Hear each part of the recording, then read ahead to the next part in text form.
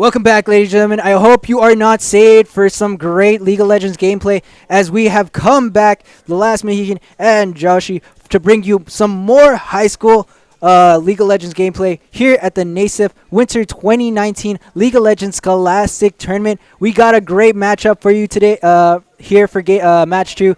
Edison High School versus Eldorado High School. And if you're just joining us, we did just see that despite the early lead, Middle College was not able to cement their victory, and instead University High was able to take down the set 2-0. But now as we're moving into a brand new game, everything's back on the line. Teams are coming in 0-0. You do have to win 2 games to take down this best of 3, and I think this one might be a little bit closer. Just looking at the players that we've seen, we recognize a lot of these guys from the previous year, and I think they're going to really look to show what the veteran status is going to do. Very true. And these guys are veterans, and they've also participated in our Overwatch League. So these schools are known for a little bit for their esports scenes. They have some teams that like to practice with each other. They have members that do this after school. So we're going to see some very nice talent shine today. We've definitely seen some social content come up from at least one of these teams. I know the Hawks was very proud of their run last year, making it to the playoffs and making to look a similar run this time. But there's a lot more schools that they have to contend with and a lot more talented players coming through simply because you have so many places to draw from. Very true. It's not, as we said, it used to be the Orange County High School League. Now it's all, NASIF has now the North America region. So you have teams coming from the East Coast, Middle of America, West Coast. So they have a lot more competition. The competition is even stiffer, rougher, and just going to be more grand as we're going to see a lot more League of Legends gameplay, a lot more great League of Legends gameplay come out from the youth of America. And we can't wait to see how they end up performing. Lots of colleges are going to be paying attention to how these players are going to be doing. There's going to be opportunities for them to look for scholarships as colleges continue to broaden their esports rosters just in general to have an opportunity to really play and potentially even go professional. For now, though, we just have the couple of 2 great teams looking to go head-to-head. As we already said, Eldorado and Edison. We do recognize a lot of these names just as we said. I mean, I have very specific memories of Chi the Penguin, because how can you forget that name? Very much so. And you guys can't see it here because we have a little bit of access to a view that you guys won't have. But we do see that his icon is a penguin. Yeah, I mean, that's what you got to do. No, if you're going to play it, you got to do it. It's like if you're going to use the bee icon, you have to use the bee emotes in-game. It's just kind of just a rule of League of Legends at this point. Very much so. I mean, my favorite icon to just have around and just chill, had chilling for such a long time was the Draven bobblehead. There you go. Just being able to play around with that, going to have plenty of opportunities to do whatever you want. But it looks like the teams are getting ready to jump into game, or rather into Champion Select here in just a minute. And as we get that on your screen, you're going to have an opportunity to see what they look to do. Edison High School on the blue side going up against Eldorado on the red. Yep, Edison High School blue side and Eldorado High School on the red side. And speaking of Edison High School, they're going to take out the Jax. Jax is pretty strong this patch and also put possibly a comfort pick, and that's why we're seeing such a huge ban rate on him. And you're seeing, I mean, we saw it last game as well. It's also a big comfort pick. Since the character's been in the game for such a long time, everybody's had an opportunity to really play with it and to find a way that they're really looking to be successful. But the also being banned out as well. And so far, this is looking to just be all of the bans that Middle College High School put out from the last series. Yeah, and that's very interesting to me. I guess just Yasuo and Jax. But as we said before, good picks. But interesting to see that some of the bans are the same. Instead, we're going to see the Xin Zhao come out here for the side of Edison High School with a Kha'Zix in response from Eldorado High School. Yeah, Kha'Zix getting banned. Lots of junglers being targeted, lots of solo laners. We might see something a little bit different. A lot of the champions we saw in the last set were champions we didn't see particularly often. The Malphite, the Nasus, and now the Galio on 9.2. I'm curious to see how the rest of these players are going to be adapting to the new patch, whether or not they believe in the true jungle tank meta, or if they're going to be sticking around and playing more aggressive styles. Very true. I'm looking to see if we're going to see more tanks in the jungle here. Just all the junglers in the last match were just carry kind of junglers and junglers that can be able to help out their team with the damage. Now we see what the final ban is going to be the Shen. We're going to be seeing what Edison High School wants to pick up for their first pick. Yeah, there's a lot of options available, lots of major Woo! things, and the Karthus There we out. go. That's Talk about something. a flex pick. Talk about a flex pick. I mean, he pretty much goes anywhere he goes. I think you can put him top, you can put him jungle, mid, the bot carry, and maybe even support. I haven't seen him support, but I wouldn't be super surprised. Lissandra looking to get picked up as well, and it already looks like these guys are paying a little bit more attention to what the professional scene is played. That Lissandra being a very, very high priority pick rate in the professional scene is going to be picked out. These guys have a little bit more homework, not done on their maybe their opponents per se, but maybe on the professional scene, as we're going to see Kane picked up on the side of Edison High School, or Eldorado High School. Yeah, Kane was a big pickup, or got some significant buffs on 9.2. Being able to farm for your second form transformation in different ways is very helpful. You have a little bit more visibility, you have a little bit more understanding of what's going on. On the other hand, Rakan, one of the big losers of 9.2, the way that they changed the Grand Entrance, if you use it at point blank range, it's a little bit faster because the knock-up comes out, but the dash is slower. But if you use it at the maximum range, it actually lost quite a bit and takes quite a bit longer to come out. So we'll see if they're able to use that to its full effectiveness this game. Very much so. As we're going to start to go on the second phase of the second phase of bans here, we're going to see what does Edison. I'm sorry, I keep getting their names. They start with an E. Eldorado High School wants to ban it on the side. We do see that Edison High School has not picked up a. As we said before, this Karthus could be going in a number of different lanes. They could be looking to see if they ban on mid laners and there we go, mid lane ban on the Akali, or it could be flex at top. Yeah, we'll see what they want to end up doing. They already picked up the Darius. That's just downright Darius going to be going up into the top lane. Darius is going to be interesting to see what they go up against. He's got some really good matchups, and he's also got some really bad matchups, kind of like the Jace that we were talking about before in the previous set. You're going to be very focused on trying to find this as a counter pick, but early picking it is going to be very exciting. If you put it up against something like the Karthus, that becomes a huge skill matchup. As Karthus just looking to farm, Darius needs to find a couple of kills. Very much so. See that Zach actually is going to get banned here, so they're thinking that this Karthus is not going to go, is going to go somewhere else besides the jungle. So they're going to be looking to see if they can pinch out the jungle pool just a bit, as we're now going to go into the second selection of champion selection. Yeah, I expect to see a support grabbed right here. Just have an opportunity to go up against the Rakan. Some big counter picks are still on the table. The Morgana is there, as well as the Leona. Especially with the changes to Rakan, some of his good matchups have now become bad matchups. So the Jinx actually going to get grabbed. A little bit surprising considering how vulnerable it is to the Karthus, and also with the lack of mobility, also at risk of dying to the Rakan. Very nice to see a Scion being hovered on the side of Edison High School. We might see it picked up here. If so, we're going to be seeing a little bit of some long-range engagements. As we said, as we've seen before, Scion is a very nice pick onto the top lane. Pretty safe in terms of not dying, but going up against the Darius. That's not fun at all. As a big Scion player myself, I can tell you that trying to play Scion into Darius is one of the hardest things you can do. You're going to be struggling super hard as this Scion, and if you have half of Darius's CS, you're doing very well for yourself. It's so difficult, and with the Karthus coming in, you know that you're not going to be getting a whole lot of jungle attention, so whoever's playing top lane, I believe it's going to be Cutthroat Cricket, is going to be really struggling to do whatever they can to really just stay in the game. It's just they have to have that discipline, have to have that patience. If you're losing just a bit, I mean, that's pretty much all you can ask for. You'll still get tanky into the late game. Just make sure not to give this Darius way too many kills, because then when Darius has way too many kills, I mean, it's kind of, a lot of people know the infamous Darius, infamous Fed Darius. Yeah, it's going to be very difficult for them to really do much about this, and there are plenty of squishy targets available on the side of Edison for, I'm going to say it, to really focus on.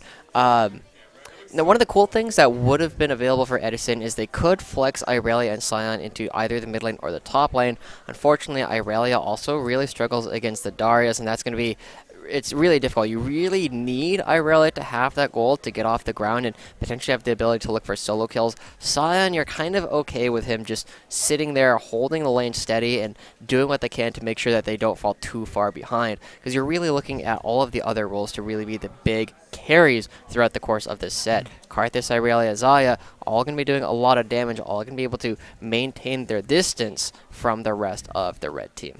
And distance is going to be key there. They're going to be looking to just kind of close it as well here with Xayah and Rakan at the bot lane.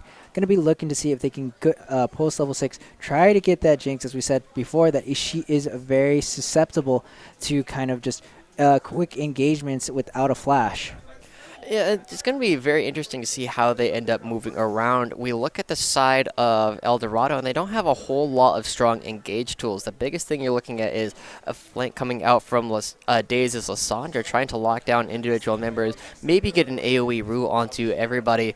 But after that, there's not a whole lot of crowd control available to them. They're a little bit more focused on individual skirmish power and trying to take team fights into the Xayah Rakan, the Irelia ultimate, Karthus, and Sion.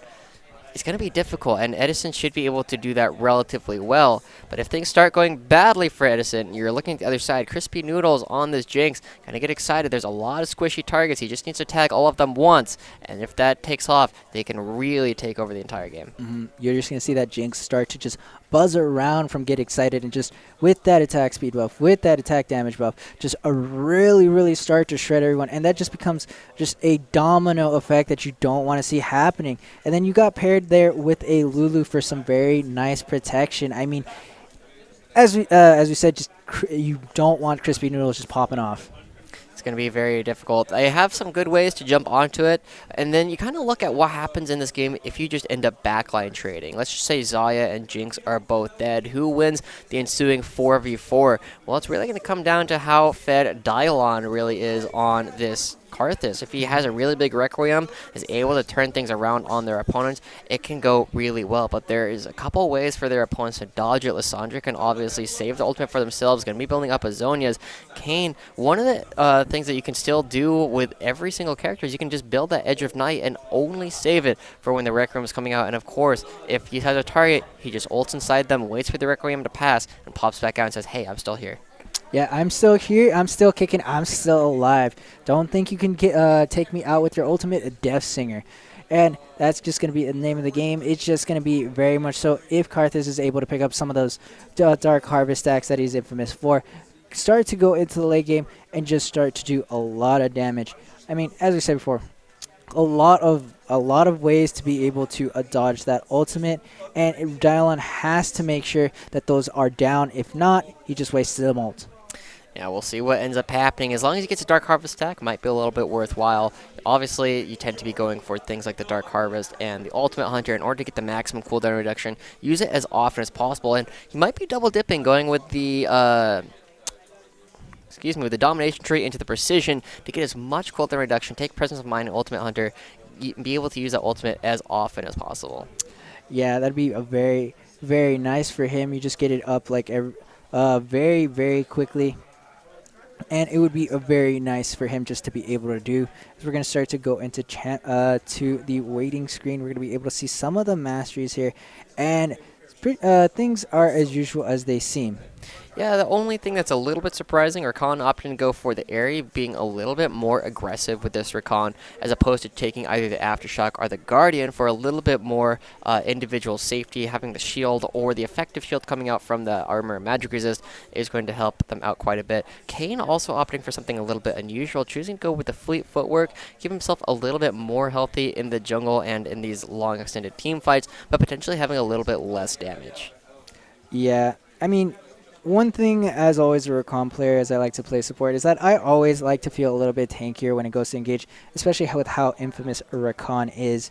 But he could be possibly looking to pick up some kills or use that kind of shield or that heal for the Xayah. But still, if you're picking up this Aerie rune, you're going to be looking to see if you can pick up this kill on the Jinx and make sure she doesn't get off the ground. And I do like that Lasuita Senpai has chosen to pick up the Ignite as opposed to the Exhaust coming out from Chi the Penguin. It will give them a little bit more kill pressure later on, and this Exhaust really only has one target that you're going to be able to use it effectively on, and that's going to be Midnight Grind on the Irelia. But as they do load onto the Rift, we'll have to see what ends up happening. As we said, the only surprising thing coming out thus far has been the Airy coming out for Lasuita Senpai, and we'll see what they end up doing with it later on.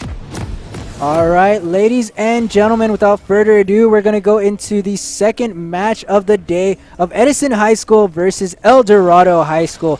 Over on the blue side, we have Edison High School, Cutthroat Cricket on top lane, Dialone in the jungler position, Midnight Grind in the mid lane, Le Cutest Kohai 80 carry with a very nice partner of Le Sweetest Senpai in the support lane. And of course, their opponents, Eldorado High School, coming out, I'm going to say, in the top lane with the Darius, CJV's Kane in the jungle, Days as the mid lane, Alessandra, and then Crispy Noodles and Che the Penguin rounding it out as the Jinx and the Lulu. We do have a little bit of pause. It doesn't look like everybody has fully connected, and we'll see if we can get that resolved as quickly as possible.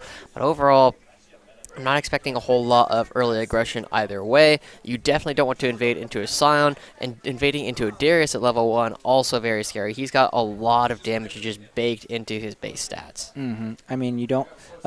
one scary thing, as we've seen before in our previous cast, walking into a Scion and going into a unwarded bush, level 1 when Scion could be pressing Q, holding Q, you just set up your whole team to just get knocked up. It's amazing just how much damage he can just output, and that just allows some follow-up into some more damage. So it's something that you have to be very... we're seeing some more connections coming through, but we're still having a little bit of time before they get fully connected. Yeah, the only thing that you could really end up seeing early on is potentially having a game impact unless somebody dies. Obviously, summoner spells. Obviously, if somebody dies, there's a big way to change things around. But giving over Dark Harvest stacks to the Karth is always very scary. But Kane wouldn't be super opposed to it either. If he can get closer to his transformation more quickly, he's going to be way happier with the outcome. Just getting to that transformation is just something that Kane players very much want. They do not want to just stay a base Kane for very long. We see that the champions are going to instead line up at the lines of scrimmage, possibly just give each other a nice hello, how do you do? Yeah, now one of the cool things that we've seen as an adaptation in the professional scene is as you move towards the Pixel Brush, where we see Irelia currently chilling out, if you just wait there, because you kind of have a good idea that your opponents are going to be putting down a ward in that bush at about 120, if you have multiple members standing there, you can just instantly kill the ward, deny vision, and get yourself a little bit of experience. Oh, very much so. But instead, it looks like they're not going to be fighting too much over vision yet. We are going over to the 1 minute and 20 mark. We do see Lysandra start to walk over to that bush. They are going to ping it as they are going to be able to see it. Possibly not have set up. Can't see it exactly well, but there it is. Yeah, multiple wards going down from both sides. See what ends up happening now. A lot of people will look at this and they'll think, it looks like Kane doesn't get a leash. I wonder where he's starting. But if they've been paying attention, if Edison High School does their research, they should know that this Kane will almost always start at Raptors if he's starting by himself. We saw that, I'm going to say it, potentially trying to feign a leash a little bit and not going to hurt his lane that badly at all, especially since he's going up against Cutthroat Cricket on the side, who doesn't have the base stats to walk up to, I'm going to say it. I thought you were going to say something, and then I realized his name is a little bit tricky right there. It's tricky, yeah. Yeah, right there. But, anyways. I'll let you know if I really have to say something. Yeah, please do, Josh. Joshi, don't fool me there, because I've been fooled too many times today. But I'm going to say it is going to start to look on some damage onto Cutthroat Cricket as he's going to hit level 2. Already max stacked. Will that actually be enough? He's dropping low, bleeding aside. Looks like he will be able to stay alive. It's interesting to see that instead of taking Igniters, maybe even teleport. Now we have engagement onto the mid lane as Daze is going to take a little bit of damage. But as I was saying, interesting to see that he does have the Ghost instead of something like an Ignite or TP. Yeah, it's not uncommon on the Darius. You tend to see it paired with things like the phase rush, so you can run at people really quickly. Smite fight. Now we have a little bit of fight happening here. CJV dropping low. Dialon is going to get ignited. He will be able to pick up the Dark Harvest on CJV, but he gives up his life and some time in the jungle. While we have another fight here at the bot lane, as we see some rockets being thrown out of Crispy Noodles onto the cutest Kohai. And we saw that Daze not only picking up the kill, but also grabbing a Scuttle Crab for themselves. Gonna be getting a decent chunk of experience off of that. And now with the double buffs, this is actually gonna be really dangerous for Midnight Grind to stick around. I think he wants to push this in and leave. Yeah, he's trying to do as much, but here comes the Glacial Path. Drops it just close. Possibly could have thrown it, waited a little bit longer to be able to throw out some more damage. Midnight Grind was low on mana, while Daze has mana to spare with that blue buff on him. Midnight Grind still around, though. Yeah, it'll be interesting to see what they end up doing. Daze, as we said, still has those double buffs. He's going to be getting a lot of damage down, and Midnight Grind trying to chew through his corrupting potions to try and maintain a similar spot. Goes for the stun, but doesn't land it. And now he's going to be hurting pretty badly. As we see CJV doing a decent job as well. He's going to be up about a camp after all is said and done. Going to be grabbing this bottom half Scuttle Crab and then going back into his own jungle. Might be looking to see if he can get a gank off here. Actually trying to invade the enemy jungle. Here comes the Glacial Path. Is not going to do much, but we might see a little bit of a jungle engagement here as Dialon might be able to find Kane walking around his jungle. Is at the crust, but here we have at the top lane a little bit of engagement. I'm going to say it start to get taken low down to 100 health as Cutthroat Cricket does a very good fight for himself. Here we have another fight here at the ball lane. CJV taking a little bit low. The flash coming out from Dialon. CJV still trying to put some damage on. The cutest Senpai is here to save Dialon. CJV still trying to get away, but a very nice knock-up. But that leaves Kohai to fend for herself. Barely able to stay alive. Yeah, that's what we see. Like Cutest Kohai having to use both of their summer spells to keep themselves alive, and that's what we end up seeing when you get left alone as the AD carry. CJV going a little bit aggressive, not sure exactly what he was looking for there. Ends up running into Dialon and goes over another Dark Harvest stack and gets a kill. Oh, a very nice flash onto EQ combo from this Lulu, just waiting for like a shark in the ocean, and is able to secure a kill and deny some time from the cutest Kohai from the lane presence. Yeah, you already see that Kohai is really starting to struggle in this lane, down 15 CS at only the 5-minute mark. The blue buff is there, but did you see how slow that looked on the recon? It doesn't feel anywhere near as good. But I'm going to say it, going to have the opportunity. He goes back, comes back with the components for a Phage, whereas his opponent, after backing earlier on, didn't really pick up anything. Yeah, it's rather odd. Possibly just waiting to see if he can pick up a bigger item. Said waits around. Top lane over here really starting to go, and I'm going to say it's favor. Already 10 CS over him. Now we have a little bit of gank. Dazzy's going to have to flash. Here comes the Frozen 2. Aurelia tries. She might. Is just going to get taken out. The Midnight Grind going to feel the grind from that Frozen Prison. Yeah, here we see the Eldorado laner is just doing so much work for themselves. I'm going to say it possibly doing the worst for himself, as he's currently only up about a full wave of minions after forcing Cutthroat Cricket out relatively early on. But we've been saying that he hasn't been able to build as much of a lead for himself because he's been focusing so much on fighting Cutthroat Cricket that he's not actually able to do a whole lot of damage because he keeps fighting in his opponent's minion wave and allowing the trades to be turned right on their head. Yeah, and that's kind of some a little bit of the blood in your eyes on, I'm going to say it. You just have so much that you want to fight. You want to see the Scion. The Scion, it's easy picking. Speaking of easy pickings, now Midnight Grind's going to go on to Daze. Daze has the Aftershock rune, which allows him to just stay very healthy while just throwing out a little bit of damage onto Midnight Grind. And we even saw there that there was a huge minion wave that Midnight Grind was fighting in the middle, and Daze was just able to continue going forward, doing enough damage all on his own. Now with the mid lane priority that he's built for himself, they're going to be starting up this Mountain Drake. Not going to help them a lot in the early laning phase, but it will help them out quite a bit later on as they start looking at a very fast Baron turning into a blindingly fast one. Blindingly fast indeed. Crispy Noodles already on this Jinx. Going to be able to put a lot of damage, and then with the Mountain Drake going to be even burning down even faster, and if they get that Infernal Drake, it's going to be a very scary proposition for the side of Edison High School to leave it alone. Doing some good damage here. I'm going to say it. There's no mana left on Cutthroat Cricket, so it's going to be difficult for him to really try and trade back. And that's really what so much of this lane is about, is Darius is able to go so aggressive, whereas Sion needs to use his spells to stay alive. A little bit of engagement already onto Midnight Grime. This is going to be part 2 of the Frozen Tomb, but he is going to be able to pick up the kill and stays alive with the Triumph. Now Dialon's going to be able to get some nice stacks on the Daze. Daze dropping lower and lower, trying to dodge those Qs, but instead finally dies one. Yeah, we saw that Midnight Grind able to turn things around. CJB trying to use his E, run into the wall and get a little bit of extra health, but not quite able to do it. Since the Fleet Footwork not doing him a whole lot of favors, didn't quite have the damage there. If that had been an Electrocute instead, definitely would have been able to take down Midnight Grind, deny the reset, and potentially allow them to return on to this Karthus immediately after. Yeah, and what they had over as a lead into the mid lane and a little bit of lead onto the jungle is now going to start to equalize. And even Karthus right now up ahead a very nice amount of about 8 CS over Kane. We'll see what ends up happening. Dialon going to have a lot of opportunities to build up a big lead for himself. Already has a CS like you were talking about, but he's a little bit behind in terms of global pressure. He's just responding to everything, and now CJB moving up to the top lane. Now we see that we're going to have an engagement. He's going to ride right into CJB, cutting off Cutthroat's escape there. Cutthroat Cricket's going to try to run over, but, you know, when your opponent can wall ride, that's not really a fun situation. Yeah, it's pretty difficult for Cutthroat Cricket to do anything. He thought he was out free, gonna run down river, saw that Dylon was there. He's probably saying, come to me, come to me, come to me, I'll keep you safe.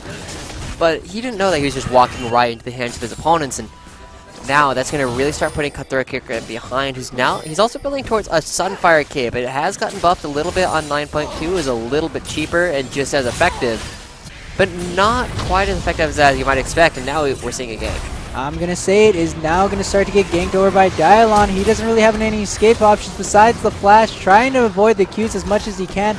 Will he be able to get alive? Very unlikely, as he finally gets taken out, and some very nice gold goes into the pockets of both Cutthroat and Dialon, while the bot side takes out the scuttle. Yeah, you can't dodge while you're stunned, and fortunately able to land that Q from Cutthroat Cricket, going to end his life. And another kill going over to this Karthus, building up a lot of Dark Harvest stacks. If we could actually take a look at the number of stacks he's picked up at this point, we're going to be able to see how powerful he really is. Goes for the Sorcerer Shoes into the Oblivion Orb, which did receive some nerfs on this patch as well. A little bit less AP, so not quite as gold efficient as it used to be. But still a very strong item for getting those early ultimates off. Yeah, very much so. Still has the Magic Pen, which does a lot of damage, be able to cut through a lot. So getting that Oblivion Orb with the Sorcerer Shoes, gonna really start to hurt his opponents. Over here at the bot side, though, still a little bit the same. Jinx, oh, we might have a little bit of fight here. CJB gonna start to go into Dylon, uses his Chilling Smite to go onto him, puts out a little bit of damage. Doesn't really have his Lissandra on Days on Lissandra come back him up in time, as Midnight Grind is able to get there first. Yeah, it's okay. He got some orbs, though. Going to be getting towards that transformation a little bit faster. Hopefully it will help out quite a bit, but as we take a look at the bottom lane, you see a slight difference in the way that these guys are actually choosing to itemize, and the CS lead that we saw building up for Eldorado earlier is now getting turned on its head. We see a small lead coming out for Kohai, building towards the early Storm Razor, whereas Crispy Noodles, looking to build some attack speed, has those Berserker's Greaves. Over here on the top lane, I'm going to say putting out some nice damage onto the top lane turret. Almost has it down to its final 2 turret plating. Going to be looking to see if he can get a little bit more gold before that 15-minute mark comes in and the turret plating gets dropped.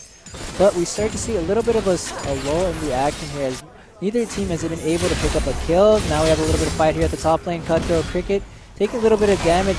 Darius being able to rack up all the kills, pulls him right back. Will it be enough? The ultimate comes out. The final ultimate here coming out from, I'm going to say it, is able to get himself a solo kill. And that's what makes this lane so difficult. The fact that Cutthroat Cricket is still so even in CS is actually a huge testament to how well he's been playing most of this lane. But at some point, he's got the Phage, he's got the Sheen, he just walks up and crushes down the Scion by just running at him for long periods of time.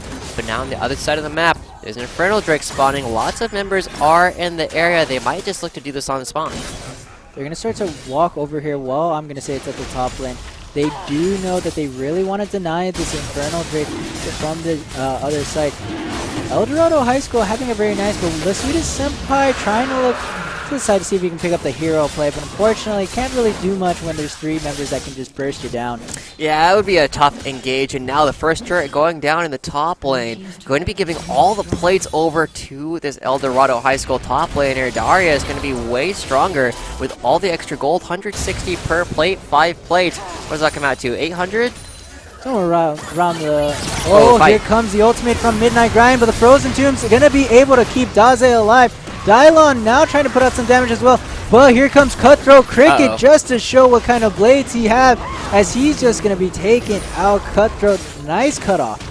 Yeah, going to be giving them quite a bit, helping out again. Dylon, 100% kill participation at this point, partly because people are attacking him when they can't, and every single time he's able to find a good gank when he actually goes for it.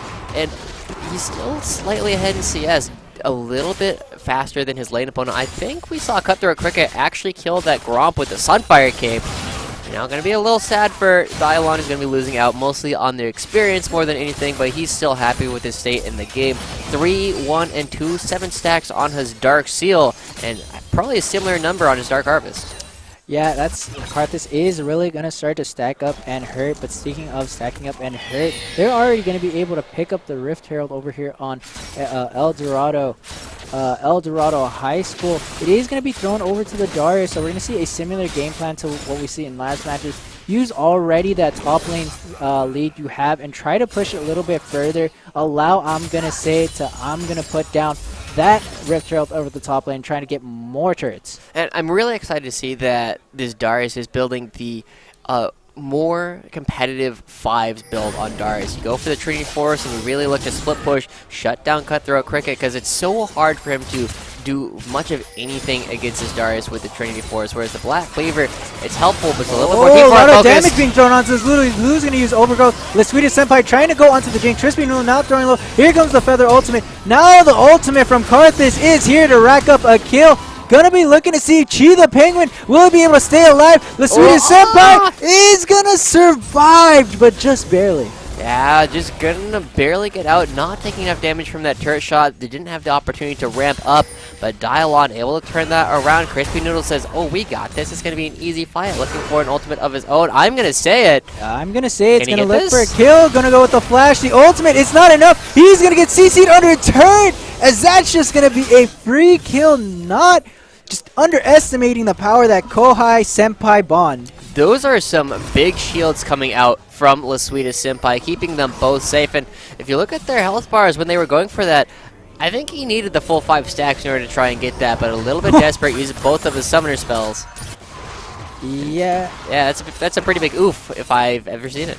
A very big oof indeed. Now we see Dylon trying to work onto this blue buff. Is going to pick it up. Now he's trying to run away.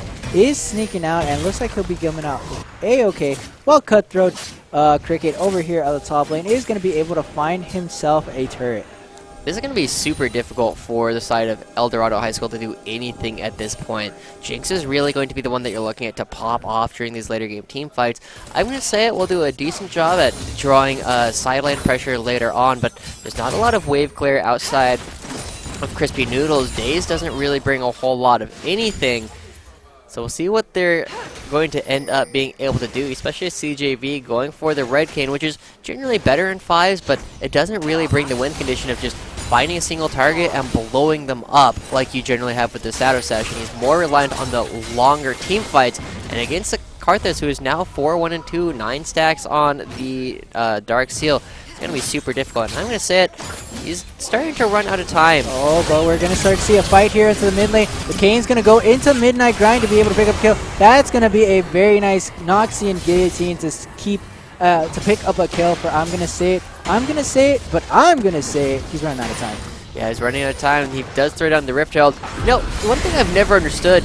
Oh, wait. Okay, that's in the bot lane. Scion ultimate coming from downtown. Here comes the pain train's going to miss, unfortunately. Crispy Noodles gets just taken out. Now we see Dylon in a little bit of trouble. I'm going to say it's going to look for the kill here. Is being taken low. Will he be able to survive? Even with the trap, is not going to be able to. Shelly's going to be taking a little bit of damage there. Unfortunately for Dylon, doesn't put enough damage. And with the support from Daze and CJV, is going to get at least one more turret hit. Yeah, going to be getting some help there. They see Sign coming around. Lulu looking to get the flank. Will It's it going to be a tough spot. Will it be able to cut him off? Dave's going to use the glacial path. He's going to get rooted to the floor. He doesn't have ultimate anywhere to jump away. Gets frozen tomb over the side of the wall. They are lacking a little bit of damage to be able to put enough onto Cutthroat. Here comes the double knockup. Super Mega Death Rocket goes wide. Instead hits Kohai.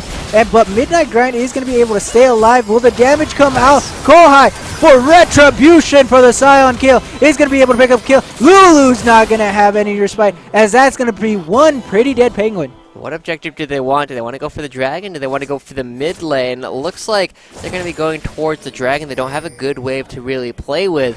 We'll see Dylon come over, do a lot of damage to this incredibly quickly, and look at that. He's got a needlessly large rod in his inventory already. Probably towards the Rabadons, could be going towards the Spellbinder for that burst of AP.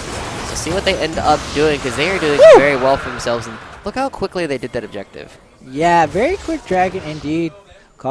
Game's done quick here over at the UCI Esports Arena, but picking up that dragon is going to feel very nice, as they're going to be able to pick up a water drake and keep themselves topped off when they come to these side lane pressures. Yeah, this lane allocation is a little bit surprising as well. Cutthroat Cricket going towards the top lane actually has a Raptor Cloak in his inventory. That doesn't build into a lot of items. There they go. Goodbye. Crispy Noodles, you are going to be crispy. Oh, no. You're still staying pretty alive there. You're going to actually get some help over from the side of your team. Be able to pick up the kill. Crispy Noodles, will you stay alive from this Karthus ultimate? No, but you can see already 19 minutes in that Karthus ultimate is just doing so much. Yeah, I was surprised at how long Midnight Grind actually chose to hold on to his stun for. It ends up giving a lot of time over to Crispy Noodles and allow him to do a lot of DPS. He hadn't been able to do that, might have just died previously, but as it is, trading 1 for 1 gives another stack over to Dylon, back up to 9 stacks on his Dark Seal, and at this point, he's been part of so many fights that he's probably in double-digit Dark Harvest stacks at this point. And that's going to be really hurting when, after the end of a team fight, he throws it out and at least one person probably going to die.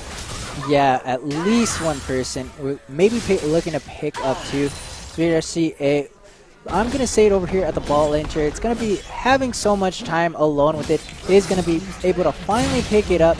Now 3-1 turret is going to feel nice, as gold lead still not that very significant here at the 20-minute mark. It still can go either way.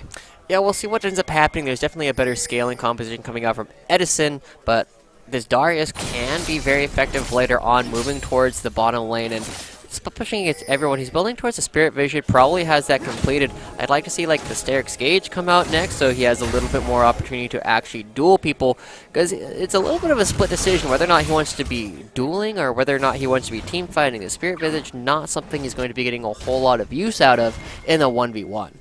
Very true. You really just want to be around a lot of people to get into my benefit. That we might see a little bit of engagement going on to Cutis Senpai, but a very nice stop. That's going to be a burn entrance from Lesuitis Senpai, but still trying to stay alive. The ultimate coming out from side Midnight Grind. Lesuitis Senpai is able to stay alive. There goes Lissandra. There goes, I'm going to say it, CJV trying to stay alive as well, but he's going to get taken out with him. That's 4 kills going to Edison High School, as they're going to start to motion over to the Baron. And they chose to opt that fight. Eldorado High School says, we want to engage this, but Chi the Penguin was in the bot lane.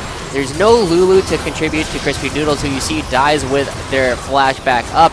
And realistically, so many people died with their flash up. You look at that. Days, I'm going to say it, they all have access to that summoner spell, and they end up dying. Chi the Penguin just backs away, knows that there's really nothing you can expect a Lulu to be doing at this point, and they're able to pick up a 21-minute Baron. It's a little bit weaker than it has been in the past, but still a very strong objective. And look at Midnight Grind going to be grinding down this turret. Grinds it about to about 2/3 health. So that's a very, very fast way to do it. Everyone's going to start to go back, reset, and go back into the lanes to try to just use that barrier to push the advantage even further. It's going to be difficult to really do anything.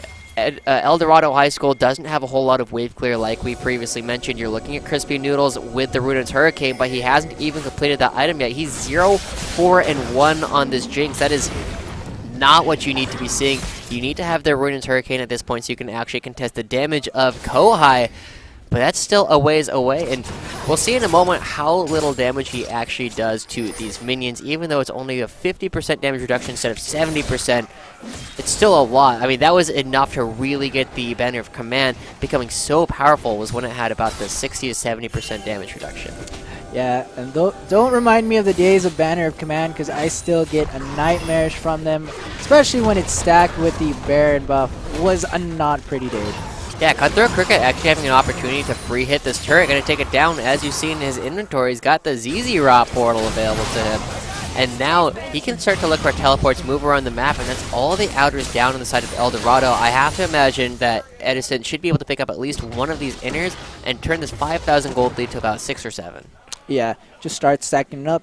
While we're still waiting on the side of Eldorado High School, they have to find a way to just kind of slow down the bleeding, just kind of make sure that they don't give up too much. They've been taking a few fights that have been questionable, especially when they tried taking a 5v4 without Chi the Penguin last time around.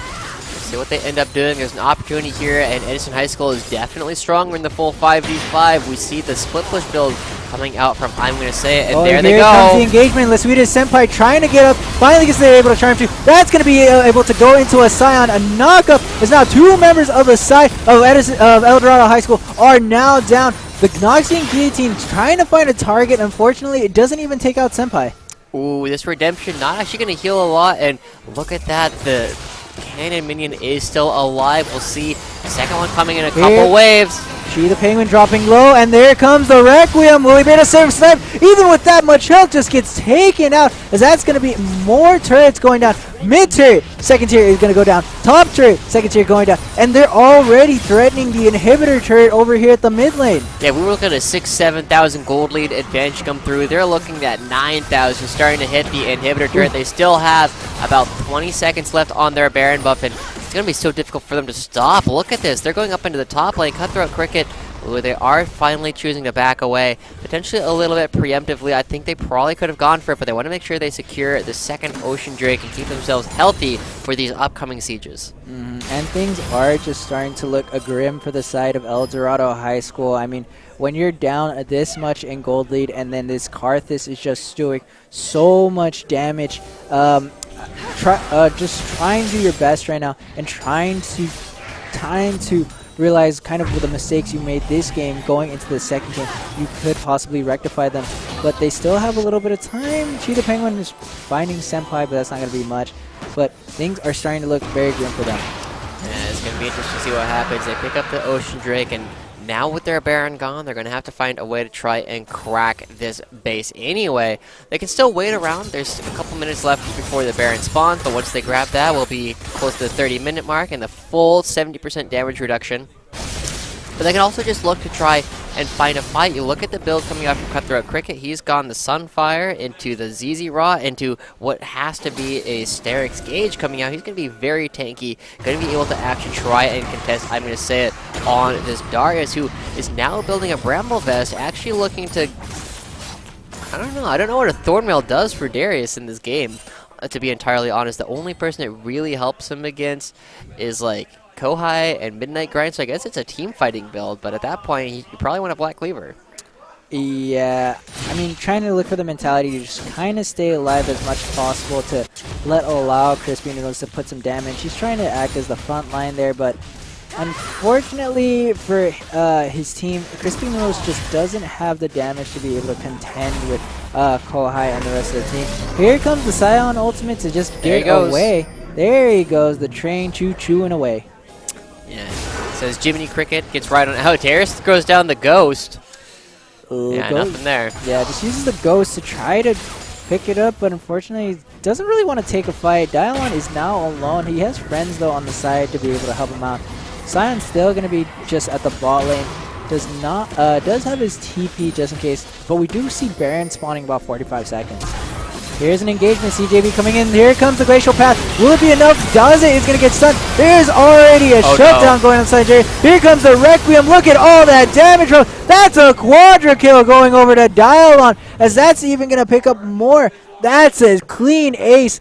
Cutest Kohai, Midnight Grind. People who can do a lot of attack damage, damage with their auto attack, stay up alive, so this might be the end. And do you remember what I was saying, Mohican, about the biggest problem I had with this composition from the Eldorado High School? They have no engage tools. They've had to flash forward with CJV onto the Karthus in order to get anything started, and then in the middle of the rest of the fight, because they don't have a whole lot of crowd control other than that, they all stack on top of the dead Karthus, who now with no mana, doesn't have to worry about his health, is just going to be able to use the Requiem, and you see that his ultimate's already almost half back up because he got assists on every single member. Presence of Mind takes 50% off of his cooldown. Yeah, that's just not a good look coming out. Already going to have Requiem up for the next fight. Karthus, as we all know, is that just one character that even when dies, it's just possibly the most terrible thing to stand on. You just start to get ticked down from that E, and then the Requiem coming in the back. You saw that it just annihilated some health bars. And he's got 24 stacks on this Magi's Soul Stealer. He's going to be doing so much work. Now with the Baron back up, there's an opportunity for the side of Edison to just go towards that objective almost immediately. Do that super quickly with the Zaya and the Karthus. They can try and do something on the side lanes. They have an open inhibitor on the top half, but I mean, the question is, what's the safest thing to do? And I think they can do really almost anything they want.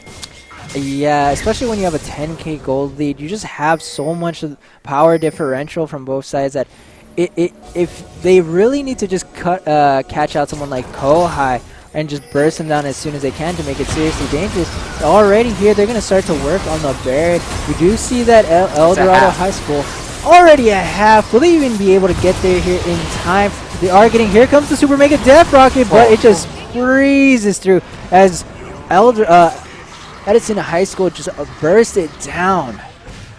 Well, this could be the game-ending push coming out from the side of Edison High School. They have all the tools necessary. They have a 14-3-5. Here comes some proactive plays here. Here comes Kane into the ultimate form, trying to save himself from taking too much damage. He's going to get overgrowth, so he will be able to get out alive, but that's a lot of ultimates being blown for his safety.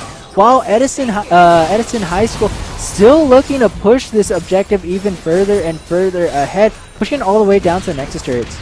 Yeah, Dialon coming over. It'd be interesting to see. I don't think this is the best idea, but you've started to see this a little bit in the professional scene where you just use the Karthus ultimate before the fight starts just to get everybody chunked out and prevent them from coming into you in the first place. They could probably just throw that out and, ooh, here we go. They're going to start to go on to Dialon. He's trying to flash in. He's going to be able to put some nice damage. Sion, already 2 members obliterated. As I'm going to say, is going to try to pick up at least Senpai, but Senpai's not having any of it. CJV on the side trying to stay alive. Crispy Noodles trying to put some damage while staying as far enough behind. We do see that 3 members are very low, but they can just stay a very nice distance away while Midnight Grind and Cutthroat Kirk can just slice and dice these turrets. Now there is the Nexus exposed, while Edison High School are going to be able to pick up Game 1 of this best-of-3 series. Yeah, we saw how dominant they were just as a team. Kohai and Senpai actually almost exactly the same score, 2-1 and 18, 2-1, 19. I was actually going to comment at one point that the fact that the the Zaya was 0-1 and 17. Just complete support status, but able to put out the damage from their side anyway. Whereas if you look at the other side, the Jinx never really took off, never really had a whole lot of damage coming out. They were, I believe, 0-6 and 2 or something to that effect at the end of the game, finally finishing their second item, and unfortunately that's just not good enough on the Jinx. They had such a large lead early, but they just were never able to do anything with it. Yeah, and just being unable to do anything with it just meant that there was just going to be a slow grind from that. The Karthus was ramping up. Sion was getting tankier and tankier and being able to be that front line alongside Dialon. And the game plan for the side of Eldorado High School stack onto that dead Karthus corpse didn't really work out. Yeah, you know, I probably could have told you that one. It's a pretty dangerous spot to be, but overall, relatively clean win off the back of Dialon in that game. Last score I saw, 14-3-5, got way better as the game looked to end, and he just flashed forward into the enemy team. But with that, after the first game, we're going to be taking a short break as we take a quick commercial break. Don't go anywhere. We'll be right back with Game 2 of Edison High School versus Eldorado.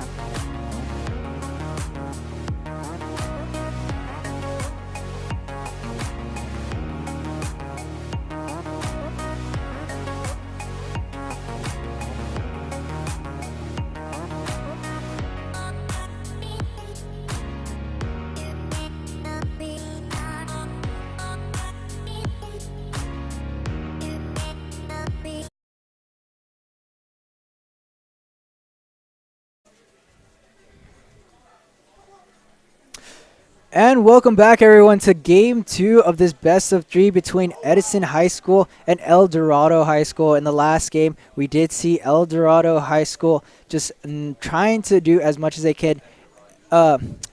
Edison High School was just a little bit too much for them. Yeah, we just saw Dialon really have such a huge impact in that last game on the Carthus. Had a fantastic score, picked up a quadra kill at one point, and I know he had a fully stacked Magi's simply because he was able to participate in every single fight. We never really got to see how many Dark Harvest stacks he had, but I wouldn't be surprised if we were looking at least 20 towards the end of that game. He was just able to do so much to so many different people, and now we're actually seeing what looks like a small change in plans and in rosters coming out from the Edison lineup. Instead of their previous top laner, they're going to be subbing in Quiet XD, and instead of Kohai, they're subbing in Crimson Cube. Now, if that's a confidence move or if they're actually going to be changing up their playstyles a little bit with these different members is yet to be seen. But after the way that first game went, I'd be feeling pretty good. Yeah, that was a very dominant victory, so they could just be subbing them in just to see what they can really do and see if they can do better with it. But I'm pretty sure these guys are riding a very, very nice win, and they're going to see if they can ride it into a second one and be able to close out this best of 3. So the big question I have at this point is, how is El Dorado really going to be moving around and changing their pick ban strategy? Obviously, public enemy number 1, you got to get rid of that Carthus. You can pick it for yourself, or you can take it away from their opponents by banning it out, but it's definitely something that's going to be very scary. Dialon looked very good on that, able to land enough of those Qs to keep people dead. Yeah, I would just suggest just trying to ban it out and make sure that it's not even up on the table. Do you see that El Dorado is going to be starting to go on the red side, so they will have the ban counter. Not the ban counter. The counter pick. There we go. There's the right word. The counter pick. Well, oh, wait. I think I kind of messed that up a little bit. Yeah, I mean, Edison's going to be on the red side, yeah, so Edison. they're going to have an opportunity to try and counterpick.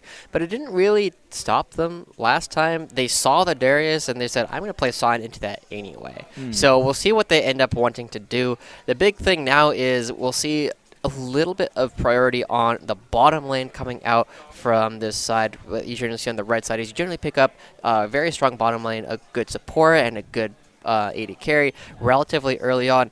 Now, one of the things we haven't really been seeing is nobody's been focusing on the more mages or the bruisers that really come out. We saw Shadow Spirit playing the Jace earlier. Unfortunately, it didn't do a whole lot, but the rest of his team was able to push through anyway. So we'll see what ends up happening if Crimson Cube and Senpai want to pick up something a little bit different, or if Crispy Noodles and Chi the Penguin say, we need to try something very different. What we did last time didn't work. And, I mean, the intention they had, speaking of which, they're already going to ban out the Carthus. So Gotta do it. You pretty much got to do it. You can't leave that up on the table. CJV is not going to play it. Got to get it off. Yeah, we'll see what ends up happening. Obviously, we didn't really see any bans toward Dialon's champion pool last game. With this change, we'll end up seeing what they want to play instead. You know, it's also possible he just had a really good game. And, well, I mean, there it is. The Kazakhs getting banned away. We'll see what they end up picking instead now that they have 2 of their champions already taken out of the pool. Yeah, going to be excited to see what they're going to try to see pick up for a Dialon while we're seeing for the second ban to come out of Edison High School. Still just trying to hover it over it, but I expect no less another kind of set up Dialon with a kind of carry style jungler, maybe a Camille, maybe allow even a Jin Zhao to be able to get some early presence in. Yeah, this is going to be interesting to see what they end up doing. I do like this Darius band if they are looking to pick up the Sign again. Of course, they do have a different player coming through this time, but taking it away is going to help out a little bit. If they do just want to grab that early tank, allow him to just go toe-to-toe with just about anything, because Darius is one of the big champions that punish all of these tanks so incredibly heavily. Looks like they just want to have kind of like that tanky guy in the top lane upstairs so they can just get that kind of tanky front line that they really like to. As we see that Lissandra is going to get banned out here so that Daze won't be able to play him.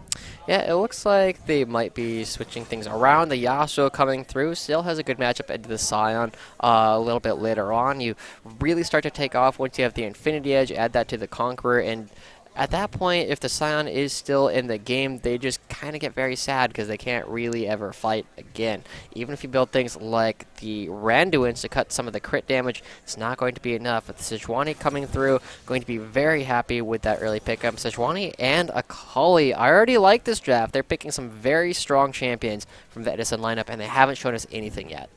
Yeah, some very strong champions indeed. While the other side, over here on the side of Eldorado High School, they're going to pick up that Yasuo with and trying to pair it with that Jarvan. So finally, the highly banned and highly contested Yasuo pick is going to get through the draft, and they're going to try to set up around it. No, they were hovering the Jarvan, but instead are going to go with the Olaf. Yeah, interesting pick. I was going to talk about Jarvan did get a buff on this last patch, a little bit more attack speed, but Olaf coming through struggles a little bit into the Sejuani simply because of how much damage Sejuani actually does at this point. And when you ultimate as the Olaf, even though you're immune to the crowd control, you end up giving up a lot of resistances, so it is not a free shift. But this Nautilus I do like quite a bit. You're looking at different ways to get the Yasuo set up onto specific targets. Nautilus guarantees a knockup onto one person of your choice. Very much so. And as long as they don't have a stopwatch or a Zanya's, it would be a very nice, as that's going to be able to follow them, and hopefully they'll be able to position this Nautilus ultimate to be able to knock up multiple members of the team and get everyone into that last breath. Yeah, we'll see if Crimson Cube wants to be playing some kind of AD carry at this point. I would be of a strong opinion that something like a Swain would actually be the best pick you could come up with, simply because it denies characters like Olaf and Yasuo a prime target. If you don't have an AD carry to dive onto, what do? You have to team fight against the entire enemy team, and trying to deal with all the AoE damage coming out from Akali, from Swain, from the Sejuani is going to be super difficult. I don't expect them to do it, but I do think it would be fantastic if they were able to bring in these awesome dudes instead of these AD carries.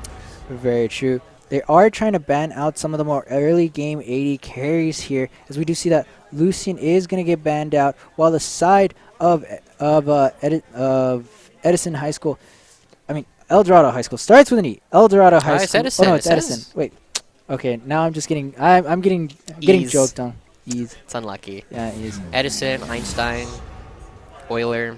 There's a lot of big E's that come out as well. But we'll see. The Malphite gets banned away. We already talked about that a little bit in the last couple of games. Strong Brother having some good performances.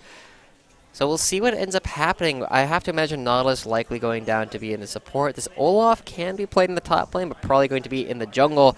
Now, we were talking about targets for this Nautilus to jump onto, and the Olaf and the Yasuo. Jin's a pretty good target. That is a pretty good target indeed, especially with no mobility tools. Once you get in range of R, that Jin is going to be looking mighty tasty to throw your ultimate on. And if he doesn't have his flash and Yasuo is nearby, that is going to be really, really sad.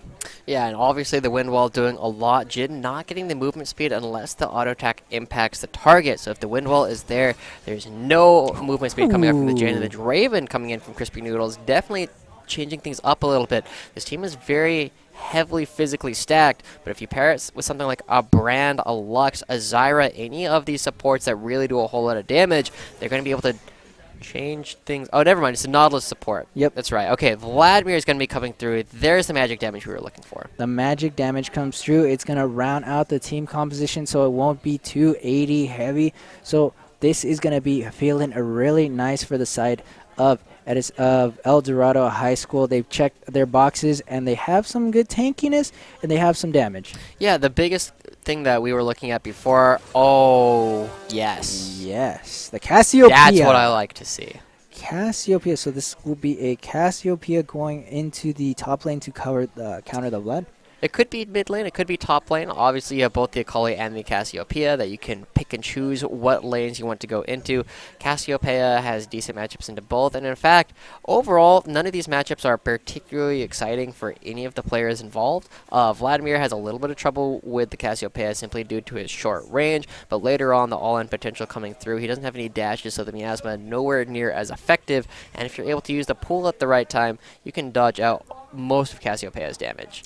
Very much so, especially her ultimate she likes to use, but you don't necessarily have to use your pull to dodge into Cassiopeia when you can just turn around.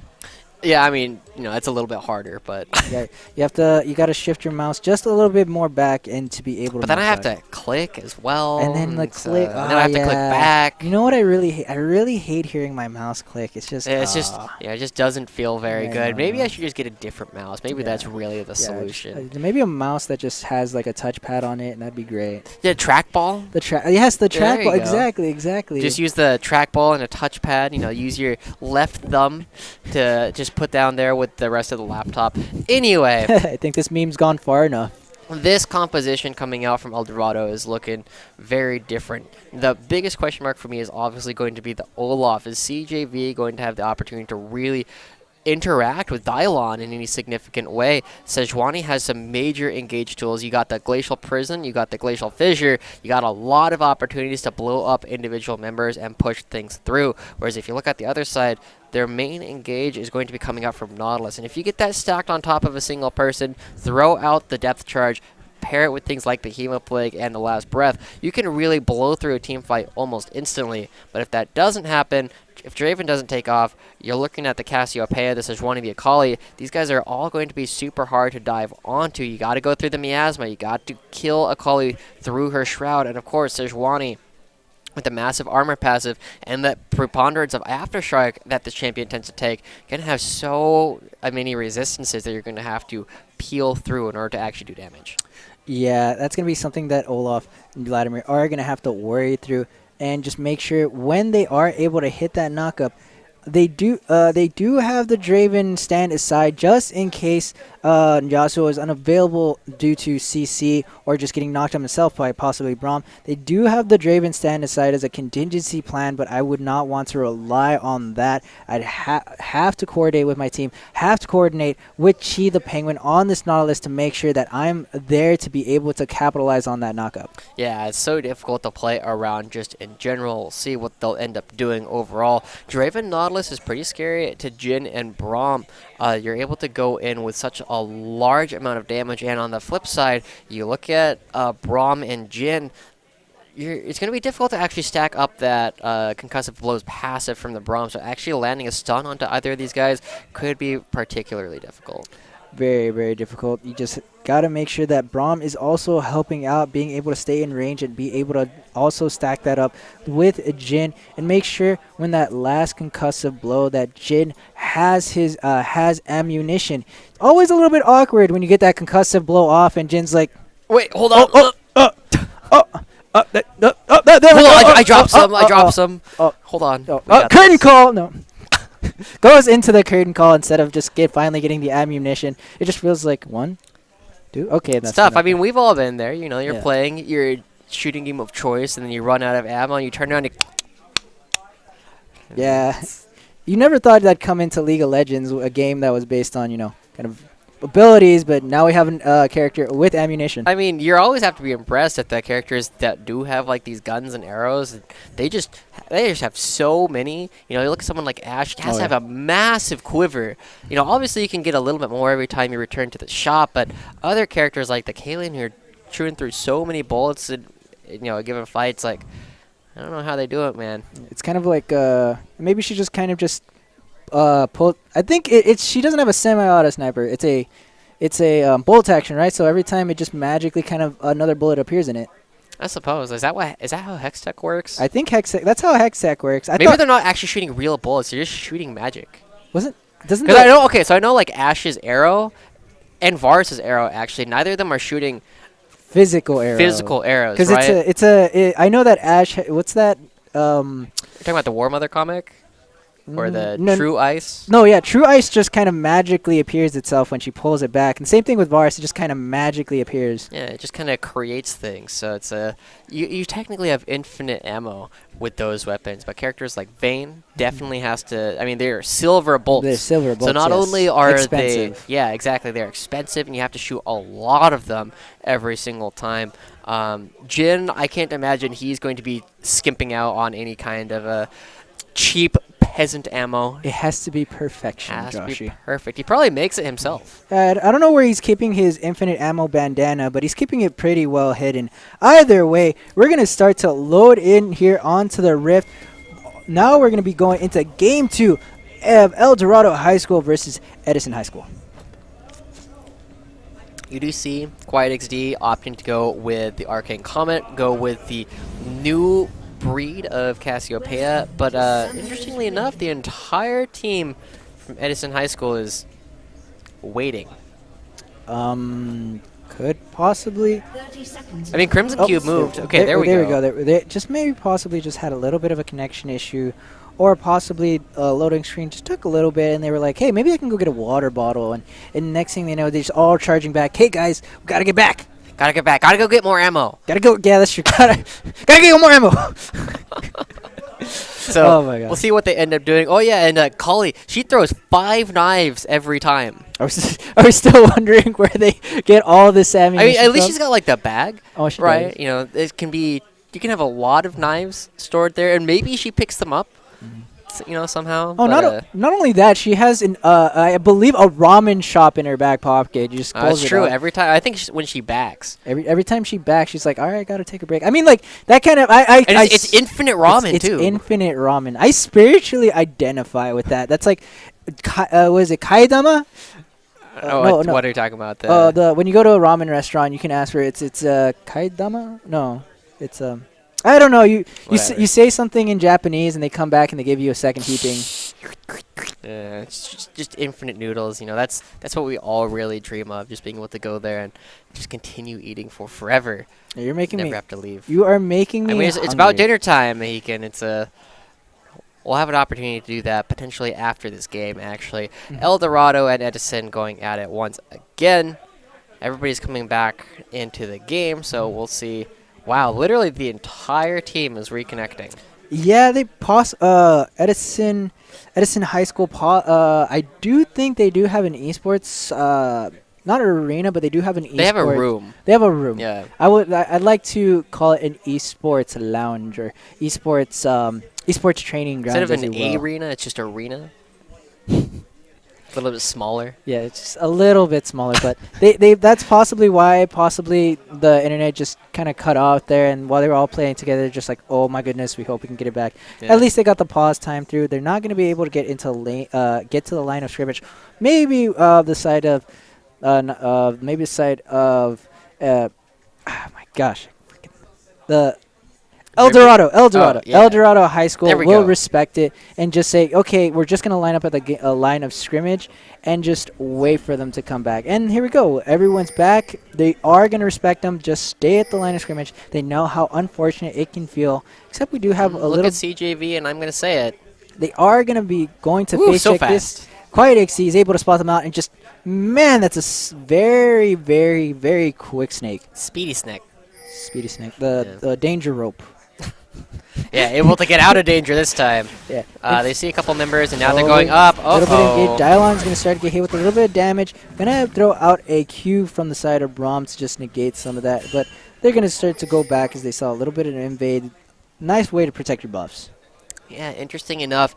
If Jin had been there, they definitely could have gone aggressive onto Chi the Penguin, since, you know, it is level 1 Braum, you know, very famous for being very aggressive, very good at these level 1 fights.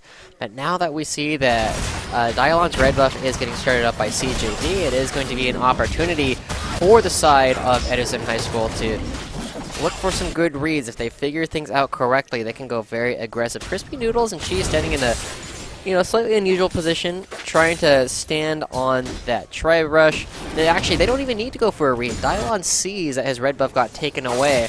I'm going to say it, CJV just did it on top of ward. Yeah, they did it on top of the ward, so they're going to be given full coverage of that. So not very much necessary, but I guess they just wanted just a little bit of contingency, a little bit more contingency on top of it. You start to see the lane start to equal out. Sejuani is actually going to start to do some vertical jungle here as he knows that his buff got taken, so he's going to do the exact same to CJV. Yeah, interestingly enough, you actually saw Quiet XD opt to start with the Twin Fangs, the E. A little bit of engagement here as that's level 2 is going to start to burn. Jin's already down very low. Draven outputting so much damage, has to heal, is exhausted. Going to throw one more, and unfortunately it's not enough. The W comes out from Jin, so that's going to root him in place, but that was just so close. We're not done. CJV is going to find Dylon in his jungle. Dylon, will you be able to get out? Uses the flash. CJV throws over an axe, but that's going to be that. Yeah, Cheetah Penguin looks to cut him off. CJV looking to go as well. He burns the ghost. Still looking to see if he can pick up this kill. Is going to be dropped over to 100 health. Daze is going to cut off his retreat as Crispy Noodles is going to start taking low. Crimson Cube, boy. will he be able to finally get that stun? He does, but he does get rooted by the Nautilus. He's going to be able to pick up the kill, but that's going to be a return axe on him. As now Midnight Grind's going to try to get Sweetest Senpai. The axe hit. Will it be enough? Daze is going to start to go in, slicing and dicing. Le Sweetest Senpai, sorry, I got to make sure that's not Kohai. Le Sweetest Senpai is going to find Le Sweetest End. Oh no, this is not looking good so far for Edison High School. We saw that Dylon went down to take away his opponent's red buff, but CJV ran from his opponent's red buff to the raise and then immediately came down to try and fight for his own red, and that's going to really put them behind. The previous fight in the bottom lane where Crimson Cube and Senpai were pushed so far back ends up continuing into the jungle because they were so low. Crispy Noodles and Chi were able to move up and continue the fight. And wow, look at the damage already come out from the Draven. Here comes Dylon going to I'm going to say it. He's going to go into the pool to try to save himself there. Daze is going to go onto Akali. He's going to be able to hit her up, but she's going to throw out the cloud to keep herself alive. Daze is still looking to put out some more damage. Doesn't necessarily need to see her to be able to get those auto attacks. Q is good enough. Yeah, able to do quite a bit of damage overall, and with the 2 kills under his belt, he's going to be able to go back relatively quickly. That Phantom Dancer is going to be coming out so early to keep himself alive, keep himself doing a lot of damage. And if he gets far enough ahead, he can start opting for things a little bit more defensive. Things like the Sterix Gauge early on, because he's going to be doing enough damage with just the Phantom Dancer, doubling it with the Infinity Edge. Potentially just a little bit overkill. You just need to make sure you stay alive for long periods in this fight. But already up 1,000 gold at only 5 minutes. Ooh, going looking for the hook there. Those hooks are especially dangerous considering how much Crispy Noodles can just output in damage with those swirling blades. So go towards the top lane a little bit. Ooh, throws down the Shroud, actually leaves it almost immediately from Midnight Grind. Decided to not use it a little bit. So we see a lot of dangerous situations. Another one here. As Crimson Cube is going to be taking damage. Some very nice blocking from the Sweetest Senpai to keep Crimson Cube alive. So that's a very dangerous situation. I'm going to say to start to go into Quiet. He's going to get stopped by the Mags. CJV is there looking to see if he can dive, though can't really find much from it. Yeah, brutal. Throwing the Miasma behind the Vladimir doesn't do you a whole lot of good unless you're able to continue going forward. And Quiet wanted to back away very quickly. He's actually, despite going with the Arcane Combat, he's going with the relatively old style of playing Cassiopeia, going for the E-Max, going for the tier, and really focusing on the damages. Another good hook, but here comes Braum to save some damage, and he's going to be able to knock the stun onto Chi the Penguin. Very good for Braum to be able to just jump in with the stand behind me with the Unbreakable to negate so much of Draven's damage. Yeah, you saw the desperate reload there coming in from Crimson Cube. He only was able to put out the 4th shot. That's exactly what we were talking about. Just let me get this. Hold on, no ammo. The Sweetest Senpai is now going to be unable to protect Crimson Cube. Crimson Cube is going to barely stay alive. Again, the exhaust just negating a lot of the damage, but here comes CJV. They want something. They're looking to try to see, but a very nice Winter's Bite. Unfortunately, it's not going to be able to pick up a kill, but you saw all that damage, Jack. Dialong is now there, going to be able to knock up Chi the Penguin, while CJV makes a nice getaway using the Blasting Cone. That was a bold there coming out for the side of Eldorado. CJV, as you said, looking for blood, goes behind the turret, but now they're actually allowing gold to get put back in the pockets of their opponents. If you look in the top lane, you see Quiet doing a pretty good job of staying ahead of his opponent. A Smite War here, now CJV trying to go on. Here comes the last press onto Midnight Grind. He's going to be able to use everything in his central utility pocket. Now Sweetest Senpai trying to get away. He's just getting sown. Santa, run away. There we go, boys. We saved Christmas. Oh, did we? Quiet is going to be backing away. Okay, we did. We still saved Christmas. We still saved Christmas, everyone. Yep, Braum is still alive, able to walk on out. Didn't have his flash, but interestingly enough, his gold is surprisingly even considering how all these fights have been going. They've been going unequivocally in favor of Eldorado every single time people come into the same place. The plate's going to go down. giving him 106 gold split amongst a bunch of members once again. Vladimir doing a bit of damage over to Quiet XC, especially with that All right, entire all right. transfusion. Big professional tip for any solo lane: when you see a massive wave like that being built up by your opponent, you don't get to walk up to your lane opponent. Just ever. Very true. Unless you're like 4 or 5 kills ahead and have an entire item on them. Look at the damage he was able to do to Quiet XD, just because he knows if Quiet tries to do anything back, he's going to take a wave and a half of minions worth of damage. And Quiet XD, at this point in the game, and really for most of the game, you don't get to fight in that. Yeah, just taking some not very intelligent plays there, that just allowing this free damage just to go under Quiet XD. Even so, still has a little bit of a minion CS advantage. Now we see Daze going onto Midnight Grind. Here comes the last breath, trying to see if he can be able to pick up a kill here. Shuriken Toss is going to allow Midnight Grind to be able to run away, and that's kind of the problem here you have with Daze going up against Midnight Grind, as Kali. If he uses his E speak, let's leave that for later. Now we got Crimson Cube being engaged upon. Crispy Noodles trying to find another kill.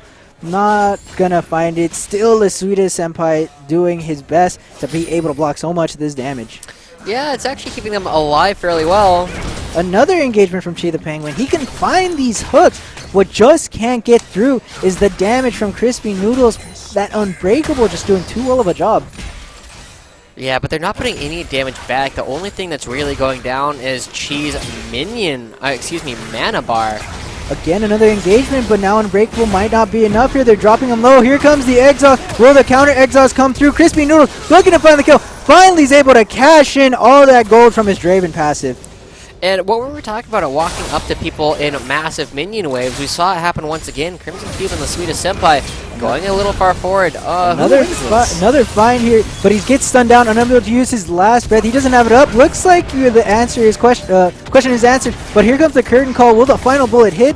A very nice block from the side of Chi the Penguin to keep Draven alive. Yeah, lots of ambitious looking dives coming out from multiple members. Midnight Grind lucky to walk away with his life, but Dylon in the mid lane not going to be quite so lucky. So many times where the Edison High School squad is just walking up to different people and doing it in giant minion waves, and it's hurting them so badly. As you take a look, so far the CS is going actually not nearly as in favor of Crispy Noodles as we might have expected. But as you look at the rest of the team, as the rest of the map goes out, Daze on this Yasuo is destroying his lane opponent. Yeah, 3-0, and that's a 20 CS differential. He's able to just walk over here, doesn't have to really worry about Midnight Grind. They're going to be able to take out this Rift Trail. It's just this huge amount of priority on the side of Eldorado High School. If you look at it, you gotta feel bad for Midnight Grind because he is 0, 0, and 0. None of those deaths have been coming from the Akali. It's like, hey guys, why are you feeding my lane opponent? You're making my life really hard. You know, you throw out the team question mark every single time. And here we go, CJV. Now he might be giving up a kill himself. Nope, that shuriken toss is just so handy for being able to get out of these sticky situations. Yeah, it's difficult for CJV to really affect this mid lane at all as long as the smoke screen is available. Midnight Grind can throw that down and dodge most of the Olaf's damage. And this time, dodge away from the Q as well. Tornado not quite landing. We've been seeing that Daze has been going every single time he lands it just because he knows he's not going to get an opportunity anytime soon. Might as well just get it down for some poke. Yeah, that's kind of sad when you... Oh, wait, maybe it might be able... Uh-oh. Here comes the last press. Here comes Seiji. And here comes the slam to get up the kill. But now we have a little bit more fight here at the ball lane. Crispy Noodles is going to get hit with the winner's bite, but the concussive blows is not going to reach. So that's finally the mid lane... that's finally Midnight Grind finally going down. Yeah, we'll see what ends up happening as this game continues, but a 3-0-1 Yasuo already has Berserker's Greaves, already has the Zeal, going to be doing quite a bit, and the Rift Herald coming down. This is going to be the first turret going out in the mid lane before the 14-minute mark, meaning they get all the plates to come out as well. Here comes some damage. Finally, the ultimate comes out from Chi the Penguin. Will it be able to pick it up? Instead, we're going to be taken to Shelly's view over here, as she was used to take out the mid turret. Sweetest Senpai, though, is rather low. Even with Unbreakable, I would still be very wary of dying. Yeah, you gotta be careful at this point. There is no flash available to the Braum. Does have the ultimate, and without the depth charge coming out from Chi, not going to be nearly as threatening overall. We'll see what they end up doing. Dylon, he's struggling quite a bit on the Sejuani compared to the previous card list. Yeah, he's not very much, I guess, used to being playing this ult. So looks like Compressive Blows is going to be able to mount. Swedish Senpai taken very low. He's going to be able to stay alive. Here comes the Whirling Death. And he's going to be able to pick up another kill going on to Crispy Noodles. More passive gold being picked up.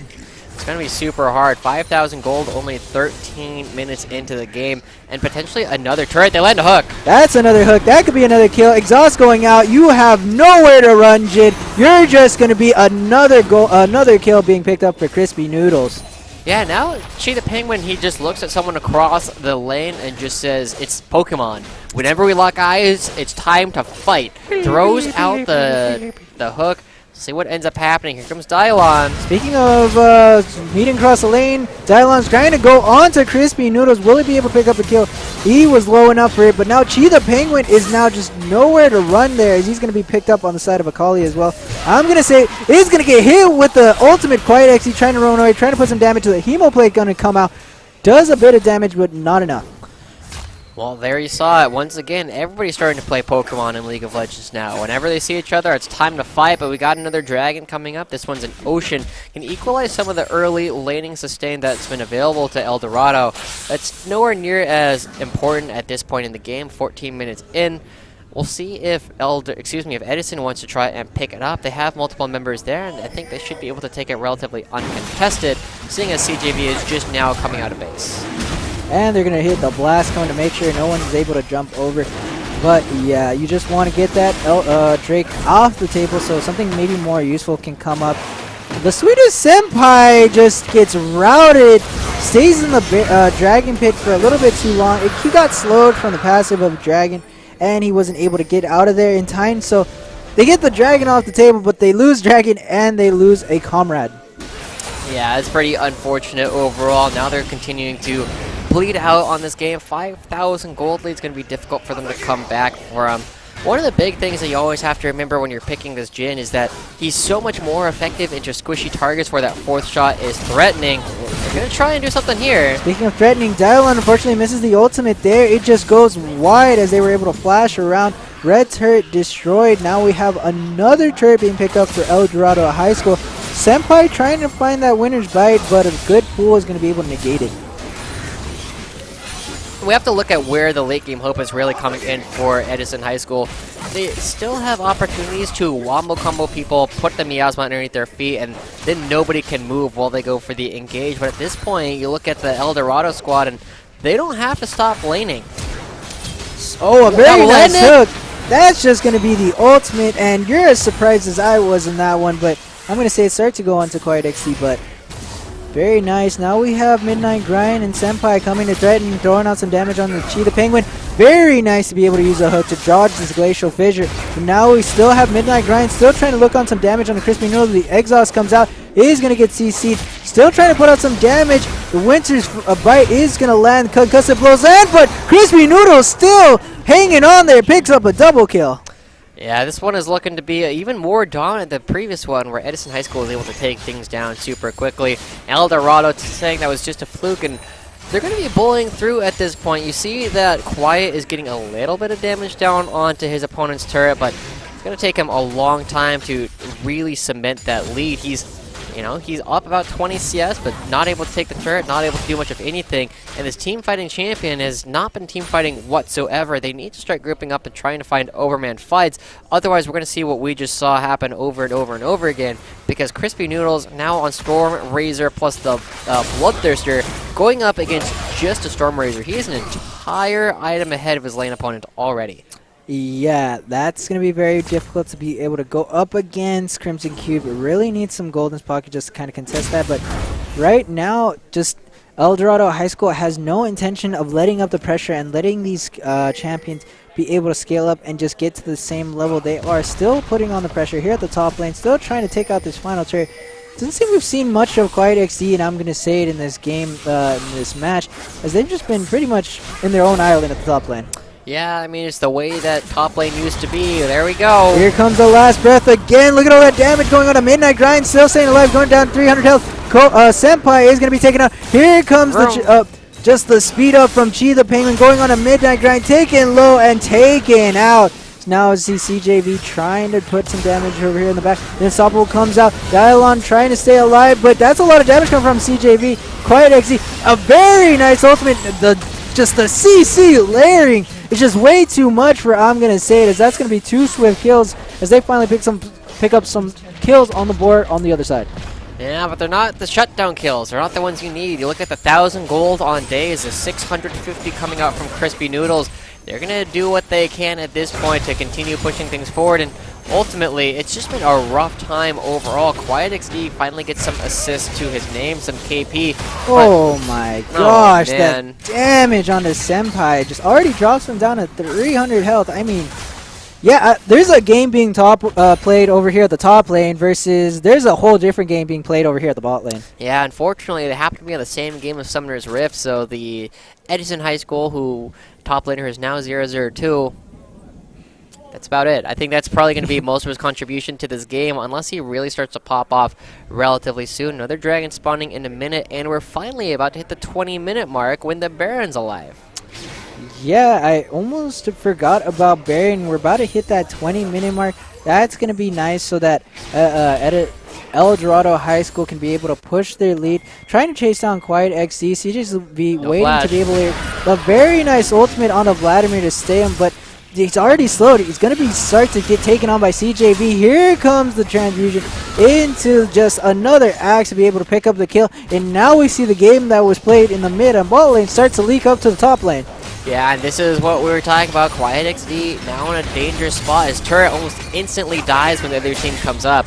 Does he go? Okay, no, he doesn't. He's not that crazy. I mean, you're 6-0-1 versus Jin and Braum, who are not doing the best right now. I think he could have went on that, taking a kill, but you know, you don't need to go on every Q you hit. Yeah, and you have to remember, he's worth 1,000 gold at this point. Even if he trades 1 for 1, it's such a negative gold swing. Even if you pick that up, let's say you get the maximum 300 gold at this point, you're still losing 700 for your team. You have to be playing a little bit smarter when you have this massive bounty in your head, but has the completed Infinity Edge on top of the Phantom Dancer, and with the Baron alive, I wouldn't be surprised if they just wanted to start it. They're up 11,000 gold. 11,000 gold here at the 20-minute mark. They're running away with this game. They're being able to walk wherever they go. I mean, like, every person on the other team, every person on Eldorado High School. Now here comes the last breath here from Daze. He's going to flash away, but he has some friends finally there to support him. Now he's taking a lot of damage, but it doesn't matter. Here comes damage of their own with Daze putting on more. Now Dylon is going to go down here. Now they're trying to work on the Quiet XD, run away as he might. Midnight Grind here to throw out some damage as well. Now waiting in the Shadow Shroud, trying to see if he can pick up some kills. Here comes the Current Call, just gets shredded by all the damage. The Crimson Cube is just trying to walk out all the way out of there. Gets just taken out by, I'm going to say it. Now they're just going to start to run down the middle lane. Just pick up this inhibitor turret. This is game. This is very much game.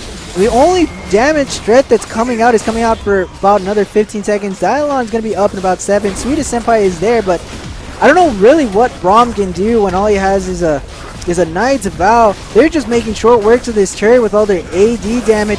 Here comes the Nexus. They're going to see if they can come back from this, but Nexus just gets chunked out. That's going to be the second game going over to Eldorado High School, and now we're going to be going to a Game 3. I mean, that was so one-sided. It made the other game look super close at this point. Now we're going to have to jump to Game 3 because last time all the skirmishes went in favor of Dylon, but this time they all went in favor of CJV. And of course, we got to talk about Crispy Noodles and Chi the Penguin taking complete control of the bottom lane. They're able to do everything that they wanted, able to always find these kills, and then it snowballed onto the rest of the map. We got to go back to that level 2 fight that they had where they pushed their opponents out, and then you looked at where everybody else moved from there. CJV found Dylon, and because Chi the Penguin was more free to move up, go for that dredge line, find people, and just allow Olaf to snowball out of control.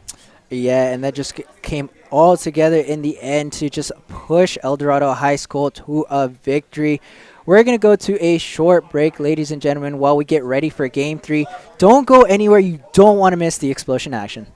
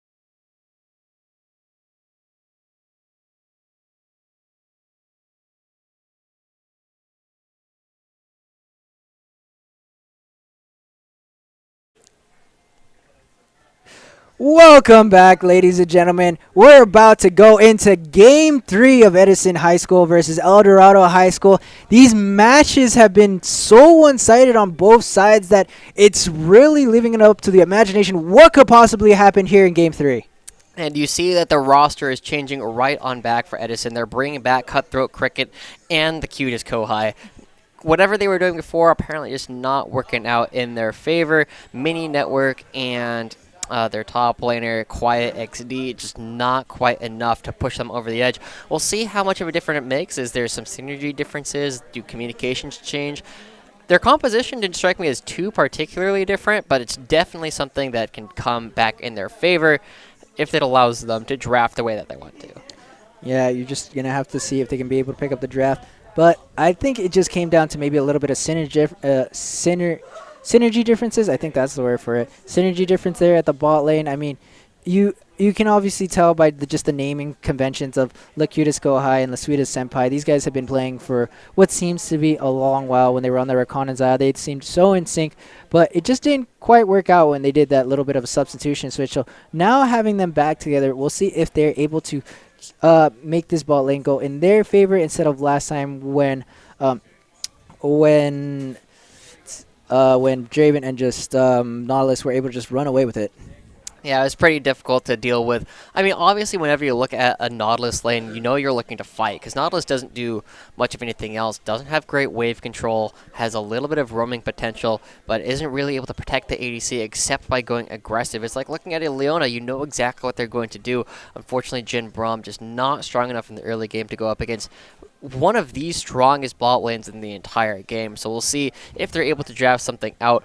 Honestly, I would look at the Draven more than anything else if you're looking to stifle this early aggression. The Nautilus, you know what to do, but there are ways to deal with it. You take something like the Morgana or even something else that counter engages like the Alistar, and then you can look to go right on back. Mm-hmm.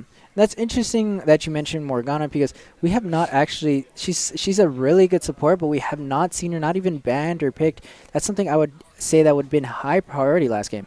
Yeah, it's definitely an interesting champion that, even though you haven't been seeing it nearly as much in the professional scene over the past couple of weeks, is still very powerful overall. As long as she has the Black Shield and the Binding, there's basically never going to be a time where the champion is completely irrelevant. You always have to keep it in mind. If we start seeing enchanters coming back in, things like the Lulu, Nami, Karma, that have ways to instantly pop the Black Shield and not really worry about it, she'll fall off a little bit, but she's always a strong counter pick to anything that's going to be crowd control heavy, because the Black Shield is so useful. Yeah, and just so much of her value is there to make sure that there's very little time, as you said, when she is irrelevant. But we're going to see if we're going to see her in the game next time around. If they decide to go, Crispy Nose and Cheetah Penguin decide to go with another CC kill heavy pressure lane, I wouldn't see them going anything different. I mean, it worked for them last time. Just put something where Crispy Nose and Cheetah Penguin can very much blow up the game, where they have the power early and where they have the advantage. Something, and don't allow Kohai and Senpai to just kind of like half a safe lane like they did in game 1. Yeah, we saw that the first time when they picked up the Zaya Rakan, they weren't quite as impactful in the early game. They weren't able to make nearly as many aggressive plays, partly because of the nerfs to the Rakan recently, but it's more difficult to go aggressive with this combination than it is to go with Nautilus Draven. In fact, you have to be more aggressive with Nautilus Draven, because you tend to fall off relative to the Zaya later on if you don't find those early kills. I'd like to see it get banned away pretty quickly from the side of Eldorado, or rather from the side of Edison. Take that away from Crispy and Chi, and I think you'll have a much better success. Ultimately, the biggest difference we saw in this game was also the difference in the jungle. Dylon didn't have the skirmishes going in his favor this time like he did last time, and CJV really came alive on this Olaf pick, where he struggled a lot on the Kayn previously.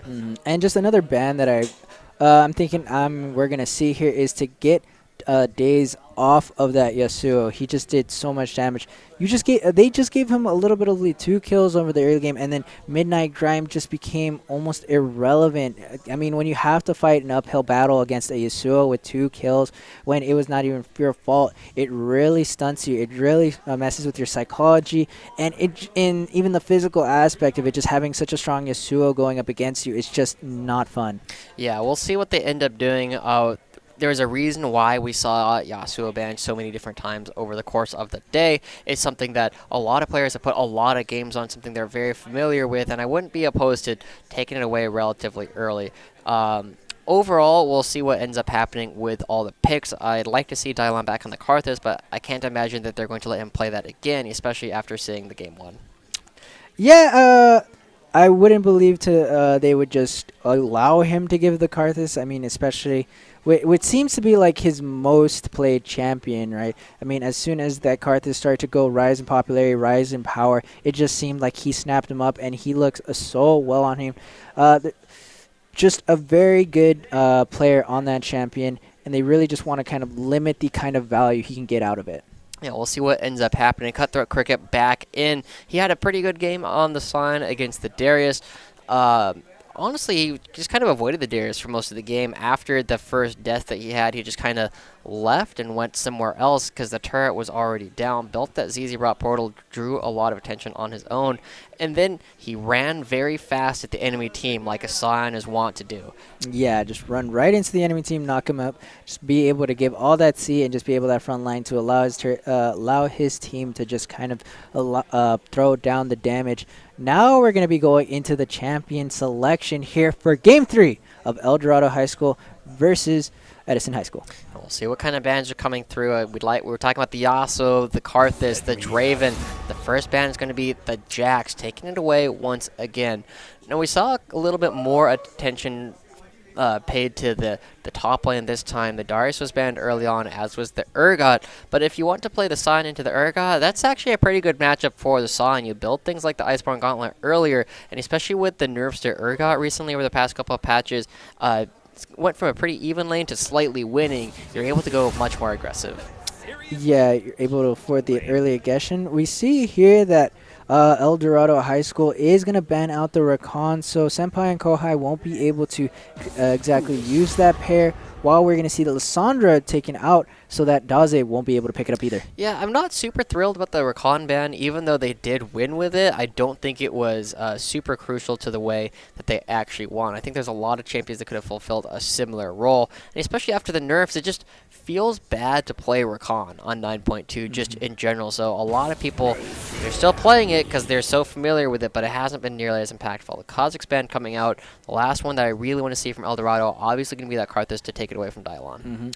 As we're looking to see what's the last ban coming out from Edison High School, I mean, to go back on the Rakan point, I mean, Thresh is still on the table if they want to pick it up and serve something similar to Rakan, and it's also very powerful in this patch. It'll be interesting to see if they do pick up the Thresh, because one of Thresh's big counter picks has always been the Nautilus. You're able to go in very aggressive. Whenever Thresh goes for a hook onto Nautilus, you throw it right on back, and you pull each other into each other, and then you're just going to do more damage with Nautilus, because you are about the all-in, whereas Thresh has too many tools meant to disengage. Very true.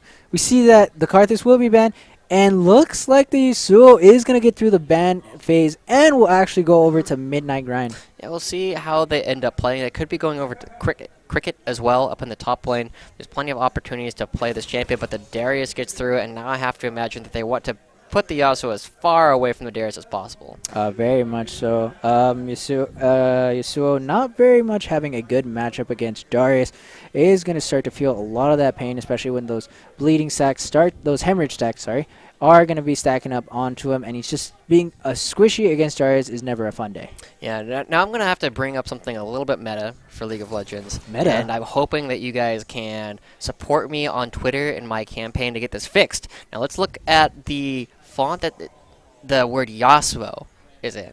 Now look at that, right? It's a camel case. The first letter is capitalized, everything else is lowercase. Okay. Now look at Darius. That's actually a very bit. Wait, same thing with Kane. Yeah, everything on the blue side has camel case, and it has a smaller yellow font, and then on the red side, it's all caps with a larger white font. Now, if you join me on Twitter, we'll have to come up with a hashtag for this to get this fixed. All fonts, not separate but equal. I don't know. We'll come up with it. Hit me up in Twitch chat. Let me know what you think, because now that I see it, everybody else has to see it as well. We can all suffer together. Hashtag appease Joshi. Yes, we'll go with that one. Okay, but as we go back into it, I never saw that before, but But now you can't unsee it. that's very true. Or I can just ignore it. But I can't. So I'll make sure that you can't unsee it. I mean, even when I'm looking at it, it doesn't bother me very much. I'm just looking at it, I'm just like, hey, Alistar, hey, It's Malphite. like, why? It's just, I don't know, it's just like, why? But anyway, we do see the Malphite going up against the Darius as well. We were talking about how this isn't a great matchup for the Malphite. He gets pushed around in ways that Cyan does. And he really struggles to do much of anything. Just the auto attack pressure coming in from the Darius and the fact that he's able to do so much damage with his spells allows the Darius to be able to put out enough damage to chew through Malphite very quickly. And unless there's a lot of jungle attention paid to this top lane to try and shut down I'm going to say it's going to be very difficult for them to actually keep him down. Malphite cannot split push against the Darius later on in the game because the true damage coming out from the Conqueror on top of the bleed stacks and the Trinity Force are just way too much. Okay, Josh, I'm finally gonna ask, what are you trying to say? You keep saying I'm gonna say it, but you never do. What is it? I'm just trying to bait you, man. It's just trying to get you to ask the question. And I feel like that's really the joke at the end of the day. Very much is. Yeah. We're starting to finally see that the Morgana is finally gonna get banned out. Don't you look at me like that. Okay, how else can I look at you? Anyway. Anyway. Irelia is banned away. Morgana is taken off the table as well. We were talking about this being one of the big counter picks to Alistar. And with this big engaged support coming through, not surprised that Draven gets banned out as well. We still need to see a bot lane coming through for Kohai and Senpai. They played the Xayah Rakan in the first game. We didn't see Kohai game 2, but Senpai was on the Braum. So we'll see what they end up choosing to pick up for this last game. With Alistar in play, there's a lot of options available. Wow. Xayah ends up coming through. Still a good champion in her own right, but definitely stronger with Rakan. The Rakan nerfs do hurt Xayah quite a bit as well. But one thing we haven't talked about, Lucian Braum still on the table. Lucian already getting hovered. Lucian Braum is still on the table, and it's getting hovered here, ladies and gentlemen. If that Lucian locks in, I expect Braum to follow suit, but instead, might see a Varus to kind of just put out some CC, yeah, and then it's going to get locked in, so we kind of have to think what other supports can be locked in as well. I mean, Braum's still good here, going up against the Alistar. Morgana was one of the big ones that I was looking at, but ooh, that's definitely a dangerous pickup to be playing the Nami into the Alistar Xayah. There's so much crowd control, so much burst potential between these two champions. And we were already talking about how the Enchanters have been kind of pushed out by a lot of these engaged supports simply because, you know, normally the Enchanter's supposed to keep your AD carry alive, but you just kill the Enchanter. How do you keep the Enchanter alive? You don't. That's the true. problem. That's the problem. That is the problem. Yeah, they just die. I mean, that's kind of the whole Enchanter's problem that has plagued them for a long time. You're just so squishy, and when a piece of paper gets ran over by a truck, it's kind of the piece of paper kind of doesn't do well. There's not much. I mean, the rock paper scissors of bot lane has always been between enchanters, mages, and the engaged supports. And enchanters are pushed out by the engaged supports because they don't do nearly as much. But the big majors, things like the Brand and Zyra, are able to deal with them simply because whenever Alistar goes in, Brand just blows his load, and then even if he dies, he's already done everything he's going to. You're just trying to hope you get a couple more spells off before they even come in from the first place. Very true. So this whole rock, paper, scissors has been just a testament to time. But we're now going to start to go into a little bit of a haul here as we wait for the spectator lay. But for the kind of team compositions here, which do you think is a little bit more favorable? The biggest thing that I'm a little bit worried about coming in from the side of Edison High School is that they have two losing lanes that are going to be losing quite hard. Malphite into the Darius is not a lot of fun. He's taking the Ignite this time to get a little bit of extra kill pressure, and then Xayah Alistar should really crush down Kohai and Senpai. So you're already losing a lot of your priority in the side lanes, which is going to make Dylon's life a little bit harder, where CJV is so enabled by his side lanes that he is going to be able to try and run things over. As you get a little bit later, it remains hard for Edison, even though they have Malphite Yasuo as this big engaged combination. Who's going to be matching the Darius? If he's off on the side lane pushing down and taking structures, it's not going to do you a whole lot of good to try and engage onto characters like the Ari and Zaya, who are so mobile and so able to escape. You might not be able to do anything. So I'm really looking at Eldorado here to take the game.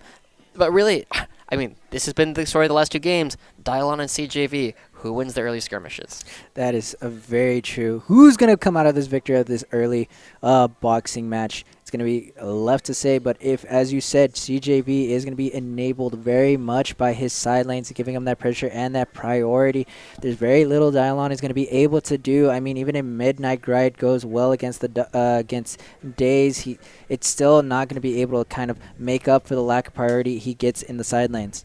And of course, Kane and Yasuo don't have a whole lot of interplay synergy.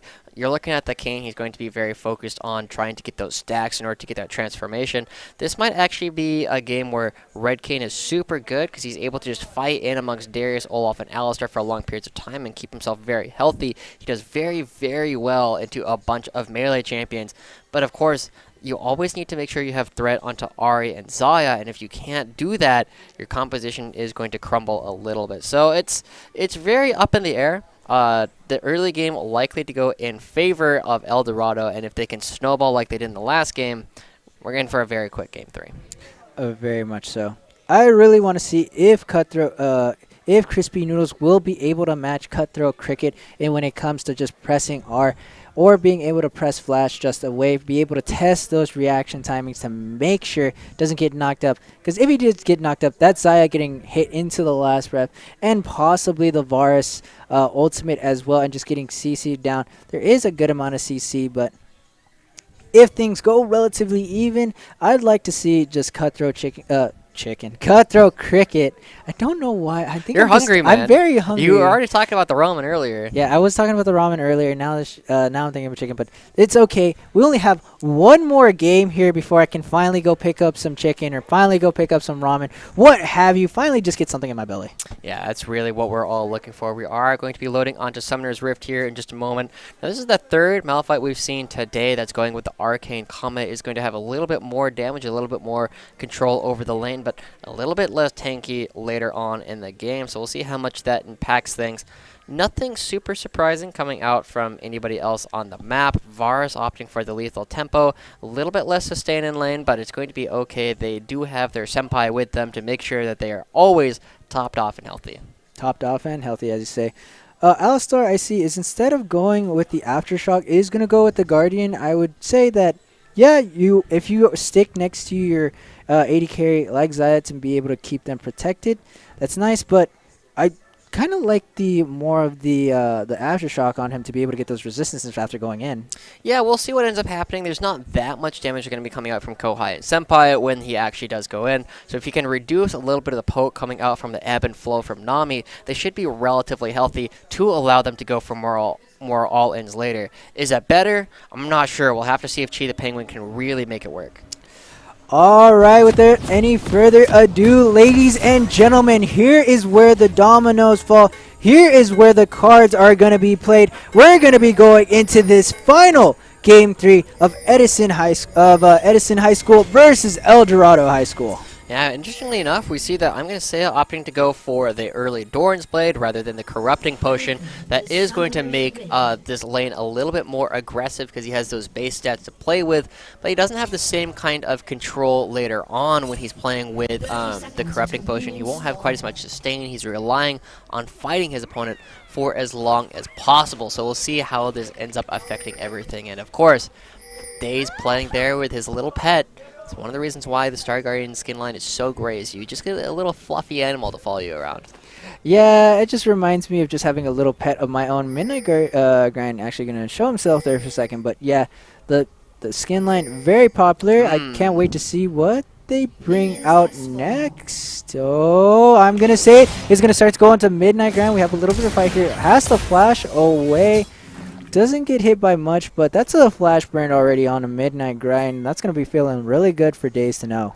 Yeah, it's going to be really interesting to see how this goes through. You see CJV going in and throwing down a ward. Going to be slightly late to his own buff, and Kane on the other side actually going to be getting a leash at the red buff, meaning they aren't going to be starting at the Raptors, and so it'll be interesting to see how they adapt to this, since CJB is going to be ever so slightly behind in his jungle pathing. Yep, a little bit behind in his jungle pathing. Let's see if Dialon is going to be able to exploit that. I'm going to say it's going to be more. late to lane. He's actually going to miss at least one minion at this point, so he will not be getting that level 2 first unless Cutthroat Cricket completely sacrifices his early positioning. He definitely missed at least one melee by the time he walked into lane, so we'll see how that actually affects his lane, because in the top lane, not getting that level 2 first can be oh so impactful. Very much so. Well, over here at the bot lane, we're going to be seeing Crispy Noodle and Chi the Penguin going to be having a little bit of advantage. Midnight Grind already going to see to put out some damage to be able to very masterfully dodge that Q coming outside from Daze. As we see that level 2 is going to come out. Chi the Penguin going here onto the Enchanter Le Sweetest Senpai. As now we have a battle here between Dialon and CJB. He's actually got the smite before CJB. CJB is going to try to throw the smite onto the Scuttle to save himself alive. Flash and the auto. But now we say, I'm going to say it. Going to be looking to put some damage on Dialon. Uses his Ignite. Now puts himself in his own bad situation, trying to at least pick up a kill. Dialon, will you live? The triumph comes through. He is able to stay alive. Dude, he fought for so long. He's going to be getting that transformation way, way, way earlier. And look at this. CJV has done a single camp. He has won. He picked up his red buff, and then he immediately went to try and fight, and it went so poorly that he puts not only himself behind, but Cutthroat Cricket, who was looking to be really far behind against I'm going to say it, now still has his flash and is going to be up in CS as Malphite versus Darius at the 3-minute mark. This is crazy how good this is going for Edison High. Yeah, Edison High School just going to be feeling so good. I mean, as you said before, they have now some really good advantages in some very key places. Dialon, as we've seen before, CJB and Dialon, if you give them an advantage, if you give them some sort of leeway, they will take a mile. So if they're really now, Eldorado High School has to play with discipline to make sure it doesn't get more out of control than this. Yeah, we'll see what ends up happening. Dialon and CJV might be matching each other at the bottom half. Scuttle Crab, no flash for either member. CJV actually sitting on the ghost, but there's a red buff on Dialon. Here we go. CJV still level 2. Dialon has the advantage over him. And is going to have to use his ghost to get out. Now we see an engagement on the Sita Senpai. Kohai trying to protect his sweet Senpai, but will be able to stay alive. Now he's in the target. Crispy Nose taken low. Gonna have to retreat with using the heal to stay alive. Sweetest Senpai is still gonna be able to top off Kohai. Trying to put some damage. Chi the Penguin able to be able to knock up. Here's a knockup. Now Senpai is gonna be thrown into turret range and taking out some very nice moves. But here comes Dialon to put some own damage of his own. He's gonna be able to save life. Kohai looking to get the final arrow, but doesn't hit it. Man, and Dialon comes in and gets even more stacks. 102, 100% kill participation once again this game. He's going to be so far ahead, and I was surprised at actually being able to see Kohai and Senpai being able to turn that around, getting damage down onto Crispy Noodles. Chi the Penguin's the one that ended up dying as they were retreating, but overall, once again, big wins coming up from Edison High. It's going to be so much easier for Senpai and Kohai to actually survive this lane now that they have a kill on the Varus. Yep, and here we go. Dialon again, very proactive here, just looking to see what kind of gains he can find. And I'm going to say it is now going to be cut off by Cutthroat Cricket. This might be a little bit dangerous, but he misses the Whirling Slash. Gets an orb. Now he gets an orb, and I'm going to say it gets out safely. Yeah, it's going to be good. But look at the CS differential that has now built up for Darius over the Malphite. 36 to 21. This lane is so hard to play for the Malphite. Even with the early kill, you see that he's still struggling to do much of anything. And now he might have an opportunity to turn things back around. He's going to have an opportunity to do with the wave what he wants, but he just needs level 6 so badly in order to have an impact on the game at all. There they go. Here comes an engagement onto Cutest Kohai. He's being dropped already low. He's going to get taken out before he realizes anything has happened. Senpai now trying to swim away. He's going to be able to heal himself up and be able to just get out safely. But now Crispy Noodles are up ahead with 1 kill. Yeah, we saw that they were going for the fight, but Crispy Noodles dodged out in the bubble just barely, and Sweetest Senpai ends up not having a lot of effect. And look at this huge wave. We keep coming back to this. Don't fight in your opponent's minion wave. It's giving an extra damage over to Crispy Noodles and Chi the Penguin, and they play with it fantastically, getting so much damage. Another engagement on the Senpai. He's going to flash, maybe a little bit ambitious there. Yeah, a bit surprising. Dylon's coming down, and you see Kohai has returned. There's no flashes on Crispy Noodles, but not going to be able to do a whole lot of anything. Dylon just has to go back and clear out his bottom side of the map. Yep, and not really much to help there. Senpai still sticking around for a little bit, gonna finally retreat back. Both junglers are on the bot side as they thought maybe something was going to start to happen. We see that the first Drake is an Ocean Drake, which the earlier you take it, the better. But this might be the same story for the same Drake that happened last time, where it gets stuck there for about 14 minutes. Yeah, I'd like to see them pick it up relatively early. Just as you said, you get access to all that laning sustain. It makes all your even trades winning trades, and some of your losing trades even trades, so you're able to stay in it for a lot longer.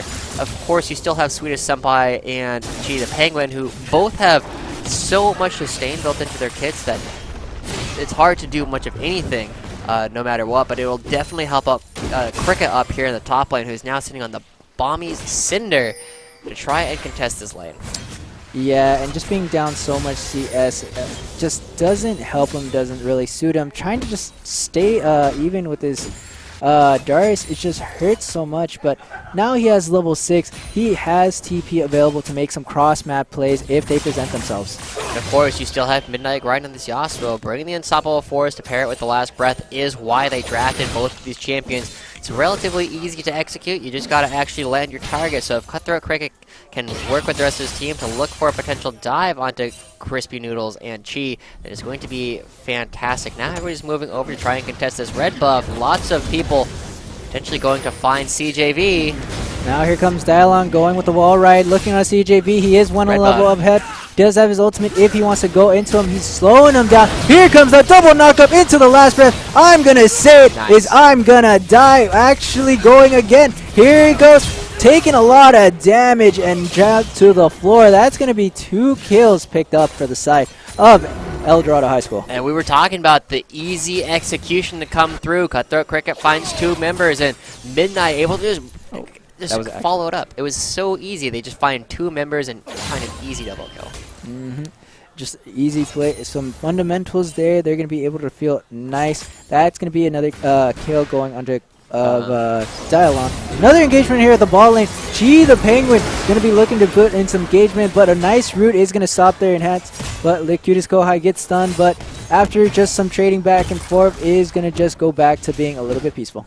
Yeah, this is a little bit dangerous for Cricket, but Dylon is here to try and help out. This is potentially a 2v2 with no ultimates. It looks like they're not going to really be able to do much besides that. Just a little bit of damage being thrown out to CJB, just to make him, just to make sure he knows that he's never truly safe, even in his own jungle.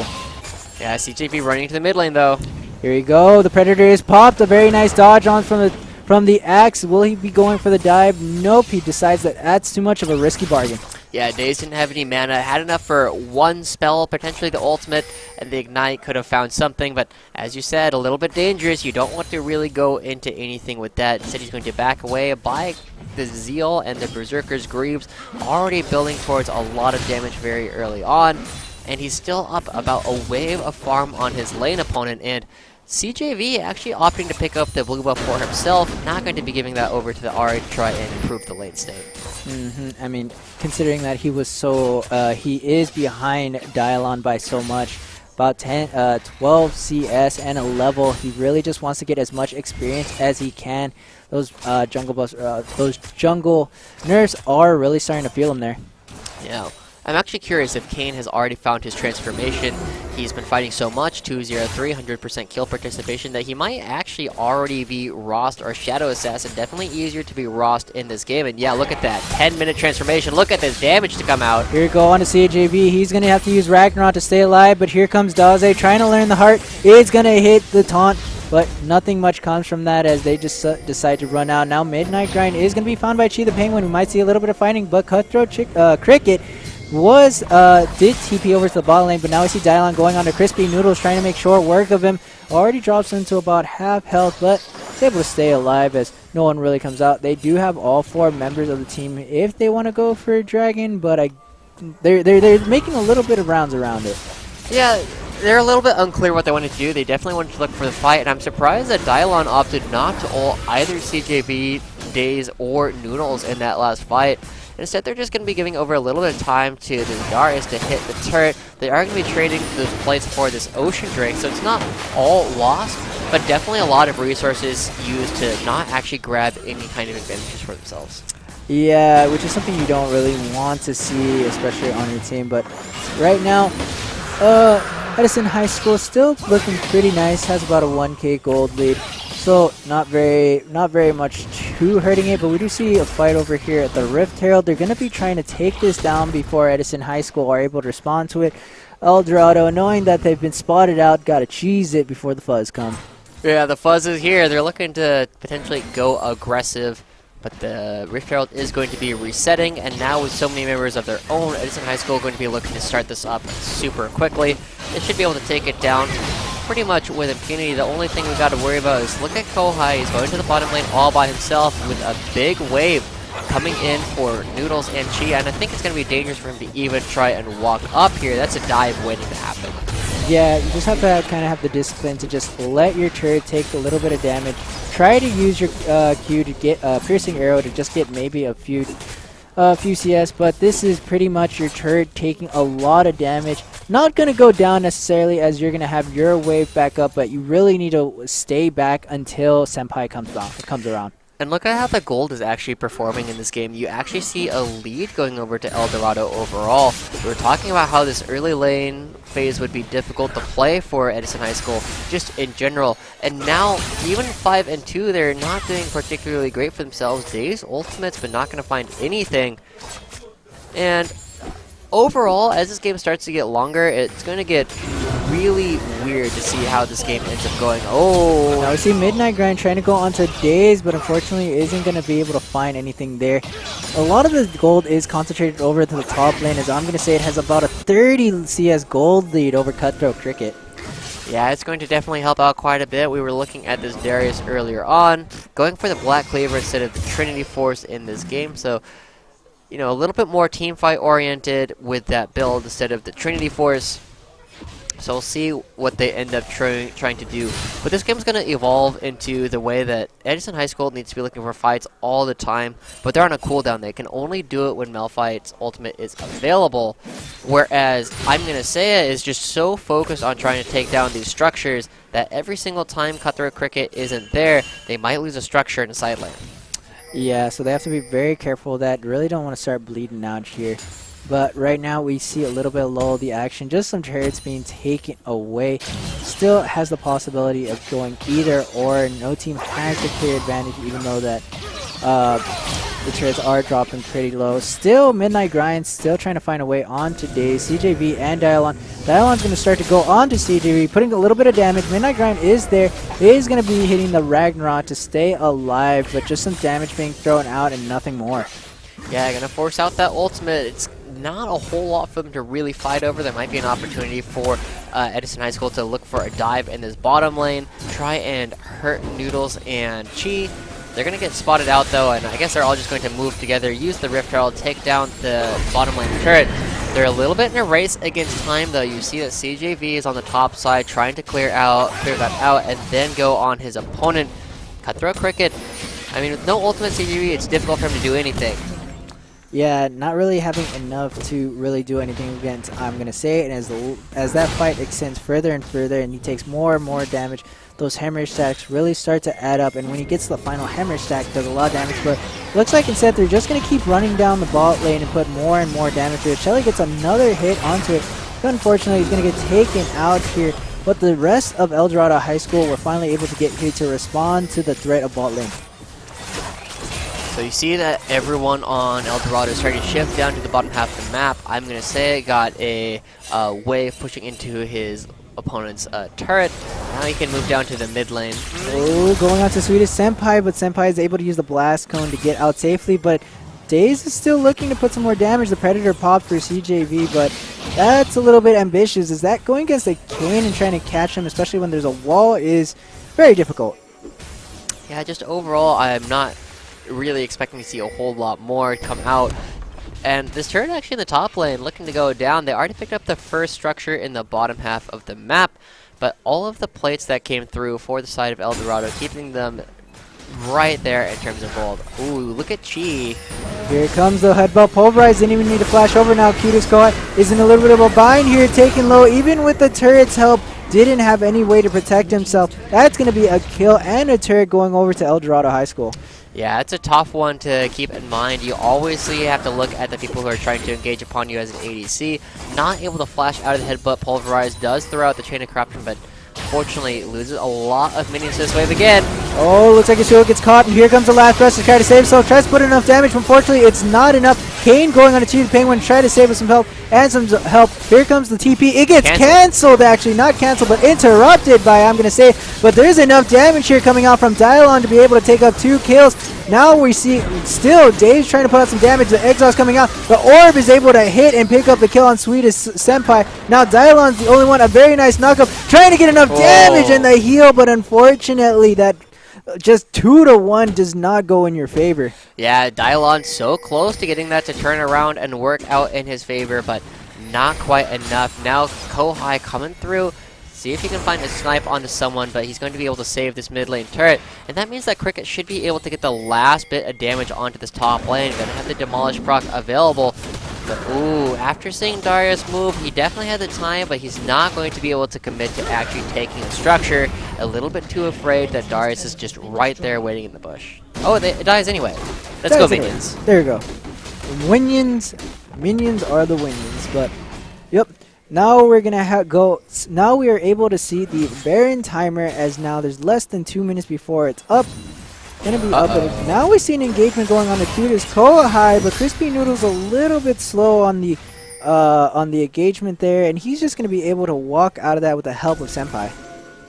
We'll see what they end up doing next. Man, again! Another engagement on the Senpai. She's trying to ward down the defense, instead taking a lot of damage here. A nice bubble, but unfortunately, not really any way to save that. That's going to be a 2v3, and Dylon doesn't really want to take those odds. Yeah, not respecting this Alistar whatsoever. That's the 3rd or 4th time somebody has just walked up into vision range of the Alistar, and you know, he's just going to jump on them super quickly, and now they're down a member. Cutthroat Cricket has his ultimate to potentially look for something. Midnight Grind's going to start to get engaged upon, but here comes Chi looking for a double knockup here. Now there's a 3v. Here comes the last bet. He's going to go down Chi the Penguin. Here comes the unstoppable from Cutthroat Cricket, as now Chi the Penguin's going to be the next one down. A double knockup. Will Daze and Crispy Noodles be able to get out alive? Unfortunately, Crispy Noodles isn't going to be able to escape. I'm going to say now going to come, but a nice piercing arrow into the back line to pick up the kill. I'm going to say knocked up again. That's going to be an ace at the 19-minute and 30-second mark. They're going to start to run down on the mid lane and be able to take some turrets. That was a 4v5 coming out from Edison High School. They didn't even have Senpai for that fight, and now they're going to be able to take multiple structures. And just watching Kohai come alive in that last fight was so impactful. Cutthroat Cricket didn't even have a very impactful ultimate. The knockup that they used was the one from Dylon, and it's going to be enough. Midnight Grind stays alive. They're going to be picking up this 2 structures and eating their opponent's jungle on the way out, potentially setting up Vision for the upcoming Baron. Vision for the Baron would be very prime here. They have very much enough time to just set up where they want, figure out where the enemy could be coming from. Is this the death bush? Okay, no, they're backing. Not. Just having a little party in the bush before they go back. Yeah, I was a little bit worried. I would have been excited if they wanted to death bush there, but I was not expecting it to be a particularly strong option. But now they're going to be able to go back, spend a lot of gold, and look at that. Components for the Infinity Edge coming through for Midnight Grind. The Ginsu is nearly completed for Kohai as well. We saw a strong team fight from them last time. It's only going to get stronger. As you start to look at the other side, even though they are relatively physically stacked on the side of Edison, there's not a lot of armor that's coming through yet. You look at, I'm going to say it, building towards a Sterix Gauge, and really the only armor at all in this entire team is a couple of cloth armors coming up for CJV. Yeah, and you would expect a little bit more for this, considering that a lot of their team, they're missing a lot of magic damage, and all their damage comes from AD champions. You would think maybe early in the composition they would have brought maybe a brand or to help it out, but now in this game right here, some armor would be very useful for them to be able to negate a lot of damage, especially since Sisuo and Boris and Kane are doing a lot of damage. Yeah, as they start to sweep out, control the vision around this Baron buff. We'll have to see where this next team fight comes. You got to be careful of the Malphite. Push, but he's able to find it. Here comes a knockup into the last breath, but here comes a knockup of their own. Daze has to run out. Midnight Grind trying to put some damage. I'm going to say being able to put some damage on the Kohai, but he's able to survive even with the Ignite and the Hemorrhage Sack. Now we see Cheat going to be able to hit a knockup again. Dylon be taken low. Daze gonna stay alive. Will that hit? Will. Just one more auto attack. Tries to go with the bubble, but the auto attack isn't enough. G the Penguin trying to go on to the Kane. Finally takes him out. Crispy Noodle taken low and low. Senpai finally taken out. Oh, no. Will this be the fight for El Dorado High School as Malphite's the only one left? G the Penguin doesn't have any mana, but that's a fight going for El Dorado High School. Yeah, and honestly, that was about as good of a fight as they could have expected. Chi the Penguin finds a massive headbutt pulverize, and they're able to chew through Midnight Grind on the counter engage almost immediately. Kohai forced to fight in melee range against Adarius just to stay alive, and he ends up dying to the bleed stacks on the back side, meaning that Crispy Noodles is relatively free to hit whoever they want. Dylon, he's doing pretty well so far this game, but not doing well enough to out-damage Crispy Noodles after using his ultimate on a different target. We'll see how the next fight goes, because if Cutthroat Cricket can be the one to initiate the fight, I don't think there is an easy way for Eldorado to turn anything around. When you see just kind of the fight, who starts the fight shift onto it, it could go heavily in the side of Edison High School, so they have to just pay a little bit more attention to make sure they don't get caught around last time. We saw that CJB did go over to the bottom side to Ward Dragon. It is a Windrake, but it's very much nothing really to worry about. Whoa. Look at the item inventory coming from Cutthroat Cricket. He's got a Zeke's Harbinger as Malphite. Zeke's Harbinger indeed, to be able to put that on Kohai for a little bit of extra damage.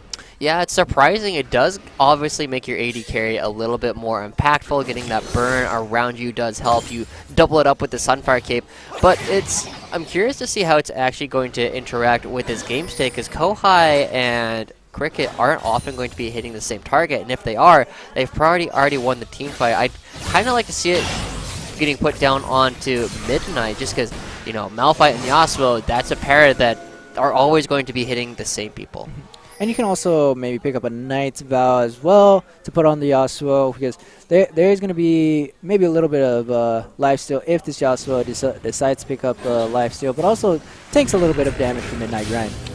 Yeah, what do we see here? Not a whole lot. All right, people are just walking around trying to build an inside track. The timer is actually on Edison High School's side right now. They've got good side waves in both the top lane and the bottom lane, and they will eventually pick up some pretty good damage on these structures and, you know, cause a lot of minions to be lost to the Eldorado side. So if they do nothing for a little while longer, it will help, but Eldorado isn't doing nothing. They're going to grab this this Cloud Drake, give themselves a little bit more movement speed in team fights. Yeah, it's kind of what you want for movement speed, because engagement from the side of Eldorado High School, they don't have anything really just to wow them or just come in and quickly, while Edison High School has a lot of options. Midnight Grind trying to go for a cheeky poke. Here comes the Predator popped by CJB, so he's going to have that down for a little bit. Gets a little bit speedier with the Cloud Drake. Yeah, and the waves are still going in favor of Edison. Nobody is moving to deal with them, and nobody really can. They don't have any teleports. And Cutthroat Cricket knows that they don't need to do anything in the moment. As soon as they see somebody go to one of the side lanes, that can be their opportunity to pounce. We do see that the team of Eldorado High School is going to start to split up. Here Noodles we go. is showing. Noodles is showing. I'm going to say pulls in Cutthroat Cricket, but instead they just... Looks like a missed fight right there. Instead, they're going to motion onto the Baron, so we might have to see maybe another Baron play over here. CJB is going to get caught out by Cutthroat Cricket. They're going to use the Blast Cone to get around. Do aggro the Baron, unfortunately, because of the Sunfire Cape. Yeah, that's a little bit rough, but they do take away the primary means of stealing CJV without the flash. It's going to be reliant on going in the front door in order to try and contest any of these objectives. They already do have the Cloud, and they continue building up opportunities for themselves in the mid lane, building an inside track there and forcing Edison to try and come back and wave clear. Now the waves are going to be very much in favor of Eldorado as they start to build up. You see in the bottom lane, there's about even numbers, but the Eldorado minions are going to crash first. That means that there's a big opportunity for them to just sit here and kind of wait for things to go in their favor. They don't need to do anything right now. And Edison High School, with the teleport and the Malphite, might need to send him somewhere else, but that's their big engage tool and an opportunity for Eldorado to try and look for an engage of their own. Yeah, but it seems like we're going back to business here. They're just trying to get some pressure over to the side waves. The pressure is mounting, as you said. So we're still looking to see when these teams are going to want to attack each other. Instead, they're going to see if they're going to go with the kind of war of attrition here and just try to just get some advantages in the side lanes. But just right now, just a lot of just stillness in the game. Yeah, just the minion wave that's going to be building up in the bottom side of the map is going to be so massive for Eldorado. You see how long it's been sitting right in that very spot for the past full minute. Oh, here we go. The Predator with the go. Oh, he goes the other way. Throws an axe. Well, that happened. It's like when you rev up the engine to a motorcycle next to somebody and then you just go 20 miles per hour. This baby, 0 to 20 in 17 seconds. Vroom, vroom, vroom. The speed limit's 15. Oh. Well, both junglers still kind of farming. Things are going very slowly overall. Both teams a little bit hesitant in actually trying to look for a fight. I think Edison could be a little bit more aggressive if they are actually able to go back, buy some more control wards. They can set up actual vision and have a better idea of where Eldorado is. But because this top quadrant of the map is so empty, Edison don't actually know where Eldorado is for large periods of time. Now they see that Malphite's on the other side of the map, and so the vision control will be going in favor of Eldorado once again, which makes it very dangerous for Edison to do much of anything. Nobody can face check other than this Malphite. Yeah, they can't face check without the Malphite. They did start to motion onto the Yasuo. Instead, they start to go to the top lane to see if they can pick up this turret. The only response they're going to give is dial on, but that turret just needed a tap and it went down. Yeah, we'll see how much Cutthroat Cricket can actually do here. This is actually a prime opportunity. As soon as Cricket sees that Darius is matching him, he can look for a teleport, and there he goes. This is the fight. We're waiting on the fight. Here comes Dylon just waiting in the back. Gonna take a little bit of a route. This might give some opportunity for the side of He's going the wrong way. Okay, there he goes. There we go. They're still trying to cut them off. Darius is too far away. Midnight Grind is trying to get into there, but he gets knocked up. He's gonna miss it. Instead, Midnight Grind is just gonna be taken low. Not the person who wanted it. Uses his ultimate with the conjunction of the tidal wave. Midnight Grind taken low. CJV trying to put out some damage as well, but he gets taken out. That's another kill as Daze is taken out of the fight. Chi the Penguin gonna be the martyr, as that's finally gonna be a solid Baron play going over to Edison High School. It took a long time, but they're finally able to do it. This Baron dance has been going on for at least 5 minutes. The new dragon has spawned, but they pick it up. They manufacture the situation they need. Cutthroat Cricket goes down to the bottom lane, changes the way the waves are moving, takes a turret, and then uses his teleport to find a fantastic engage. Now, it almost went really wrong. Chi the Penguin did a good job of crowd controlling Midnight Grind, but there's enough knockup still in the team composition. You have Dialon, you have Sweetest Senpai, who are all looking to set up the Yasuo as well. He finally gets the last breath off, and 3 clean kills. The Baron buff should allow them to crack this base open. Should allow them to crack the base open, but we've seen them be very, very, very safe so far, just waiting for their time, biding their time, waiting for the right moment. I'm hoping that they'll be able to use it to keep pushing down, or they're still just gonna lay back and wait for the next opportunity where they have a decisive fight. Yeah, ultimately, I think they have the opportunity. They're about 3,000 gold ahead at this point, which doesn't sound like a whole lot, but based on the way these team compositions are built, is going to be super impactful. Olaf is running out of time. He's not nearly as impactful, and he doesn't really do a lot of damage. He's got a Tiamat and a Randuin. Now here's an engagement. CJV is going to use his Ragnarok to get out, though. That get out of jail free card is just so nice on Olaf. But now he doesn't have it. That's also his big opportunity to go aggressive. What is he supposed to do in this next team fight? Until that comes back up, Eldorado has to give up everything that Edison wants. And Edison wants a lot here, even starting to pressure down the top lane in inhibitor turret. They're going to start to split their pressure between the mid and top lanes, make them respond. Very guys pull back, but not really the thing you want, I'm going to say it, as that you burns him a flash. That's more and more resources just given up for free. Yeah, as soon as he saw it, as soon as he went for the hook, I was like, is that really what you want to be doing right now? Yeah. You got a lot of people that you got to be contending with. Lots of engage ultimates are available. Luckily, he flashes out from Kohai. Otherwise, that could have been the game. Now, CJV has his ultimate coming up fairly soon, which will give them opportunity to try and look for an engage again. Off the back of Chi the Penguin, but there's no flash on this Alistar. They only have the Hex Flash to deal with, so it will be a little bit telegraphed if they go for something. Oh, here comes the channel, the Predator coming through. CJV with blood in his eyes, gonna be looking for Midnight Grind. Gonna use the Chilling Smite, but that's about it. Look, they tried so hard to force that, but there's still 3 members. Dylon and Kohai are gonna shred this bottom lane turret to bits, and now Cricket and Midnight Grind can look for an opportunity. Look at who's behind Daze and Crispy Noodles. They're running around into the back line. The knockup onto Dylon. Here comes the tidal wave, the last breath coming out. Daze is being dropped low, going into the Zanyas to stay alive. Is finally taken out. The Unstoppable coming for the side of Olaf, but he's going to get taken out. Here comes the guillotine, but unfortunately it isn't able to pick up the kill.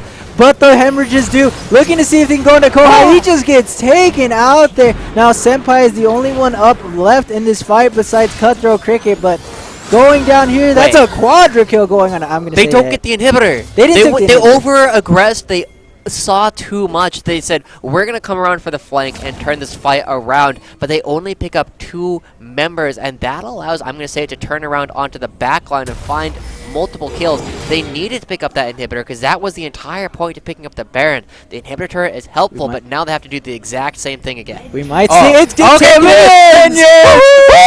Minions! Oh yeah, but Minions again pick up another objective for the side of Edison High School. It just, I guess that was very calculated to note that the very amount of minions they needed was there. Yeah, something like that.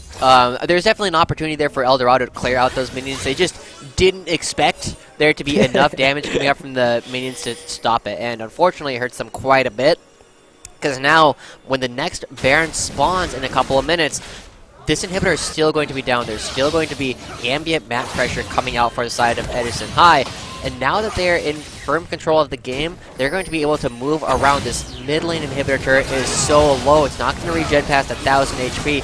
And this Vars, one of the best turret takers, simply because he has that little bit of extra range to play with. Yeah, with the extra range, just being able to take up so much turret. 80 carries now. Coming online, have the 3 item spikes. Zaya has the Essence Reaver, along with the Storm Razor and the Cannon. So it's going to be feeling very nice. While Varus has his Queen's Bork and his Runon's Hurricane in his pocket to be able to do it. So taking these turrets are going to be a breeze for him. Yeah, you see the entirety of the Edison High School roster coming up to the top half of the map, and they're pinging down towards the bottom lane. They're going to have double super minions stacking relatively soon, and CJV, I don't think he's in vision range. They don't know quite where he is, so it's a little bit scary to actually go for a dive underneath the turret. They're only up about 2,000 gold, but we got to keep coming back to the fact that this roster coming up from the Edison High squad is so much better with gold than the Eldorado squad is. They are starting to fall off a little bit, and Ari never popped off, was only sitting on a Ludens and a Zonias to the Infinity Edge, Sterix, and the Phantom Dancer that's already completed on Midnight Grind. The damage reduction and the lifeline gonna make him almost impossible to pop. Yeah, and once you don't have the opportunity to pop that Yasuo and just him running amok within your back line and just being able to do a lot of damage on the Crispy Noodles or whoever his last breath, that's pretty much going to be the team for you. But now an engagement on a Cutthroat Cricket. Sweetest Senpai coming from the back, and again, it's just going to get popped. Now Cutthroat Cricket's going to be the one trying to go in. They're going to pull Dylon. Oh, Zaya. Here comes the tidal wave. Here comes the last breath. Zaya is going to go into the stopwatch for him to save herself. Ragnarok coming out for Olaf, but CJV goes down. Here comes the unstoppable force with Chi the Penguin dropping low and low. Dylon goes down. 2 kills going out for the side of Edison Eldorado High School. Just trading 2 apiece. That could have been a a lot worse for the side of Eldorado High School, but they're able to maintain the back, but they lose some turrets in the behind. Yeah, they lose the inhibitor turret, they lose one of their Nexus turrets, and I was amazed Crispy Noodles actually staying alive throughout the course of that fight. They were caught in the last breath, but there's enough tools on the side of Eldorado to keep them alive, allowed them to free hit throughout most of that, and Days actually coming up really big towards the end of that, finding the orb over multiple people at the very end. It's really saving the fight. Now we'll have to see at least one more. The Baron is up, but the bottom lane inhibitor is dead. There's going to be at least 2 more waves of super minions, not including the ones that are already alive that they're going to have to deal with. And when that comes back up, they're going to be a little bit safer. But Edison High School knows with only one Nexus turret, Eldorado has to send somebody back to defend, and no matter who that is, they're going to be able to take a 5v4 fight. Yeah, I'd really want to see Edison High School just really take a Baron play right now, try to force it. You do see members of Eldorado High School start going over the Baron to see if they'll find anybody cut. They do see Cutthroat Chicken, so they know that the Baron play is alive and well. They do know that Edison High School want to force this, want to force that 4v5 so much in their favor. They're going to start to motion everybody over to the Baron because the Baron even is now fully charged. 37 minutes. That the next Baron could be the decider of the game. Yeah, and they just need to wait. A Nike up, here comes the last breath, but that's a Ragnarok going to Ola. The charm coming on to Cutthroat Chicken, but now Chi the Penguin gonna be taken lower and lower, but he's so tanky with that ultimate. He goes down. That's one member down on the side of Eldorado High School. This is the Baron that will decide for Edison High School. They're just chunking it down. CJV trying to see if he can go through the front door. He just has no flash. Doesn't have flash to be able to make the hero play. Only has to look in vain. Tries to throw the Q to see if miracles are alive, but there's no miracles for the side of Eldorado High School left in their bag. Yeah, there's 20 seconds left on Chi, but it looks like everybody from Edison is going to be looking to back away, spend all their gold.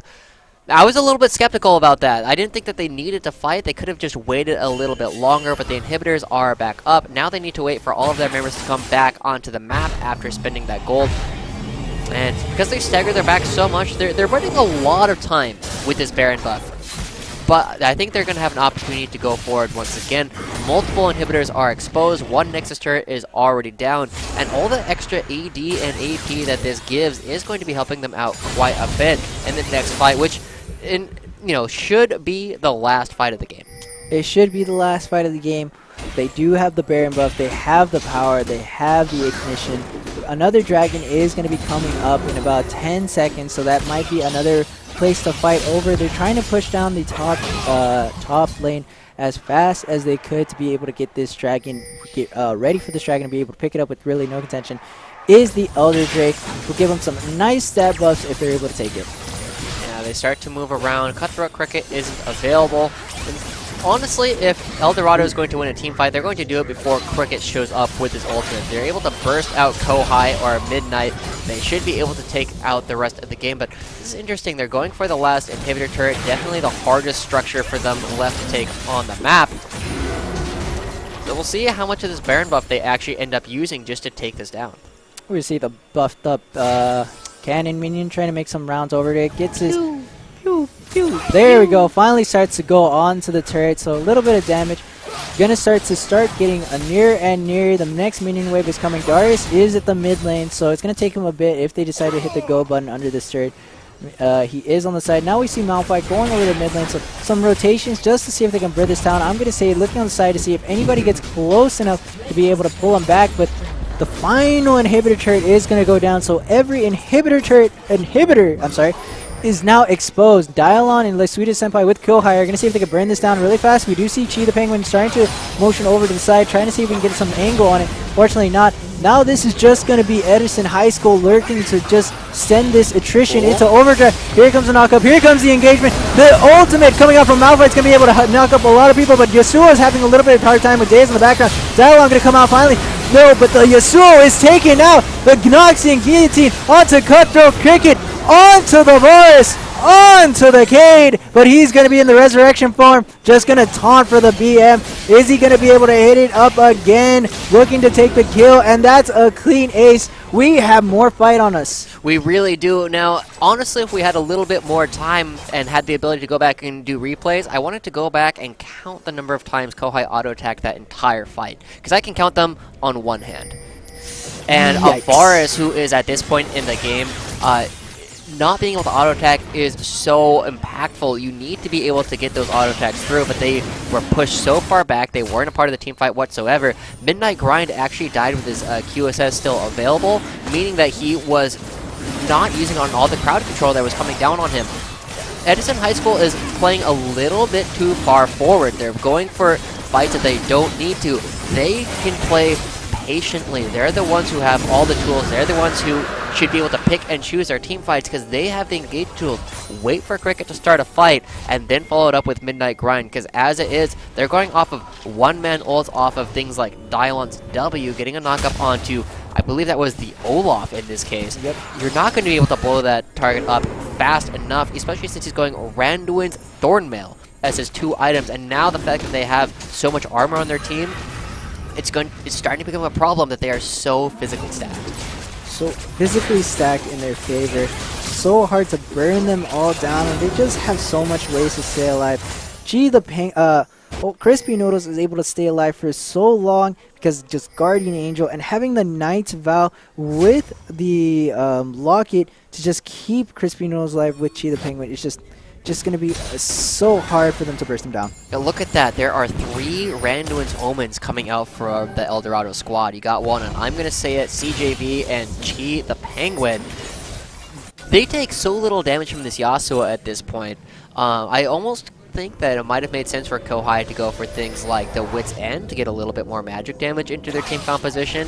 And honestly, if they had a last whispers to come out, a little bit more lethality on the side of Midnight Grind and on Dylon, it might be less of a problem because they just need ways to really chew through these fights. But now with the Elder Dragon, it's so dangerous for Edison to be here. They should wait for this to fall off before they look for the next team fight.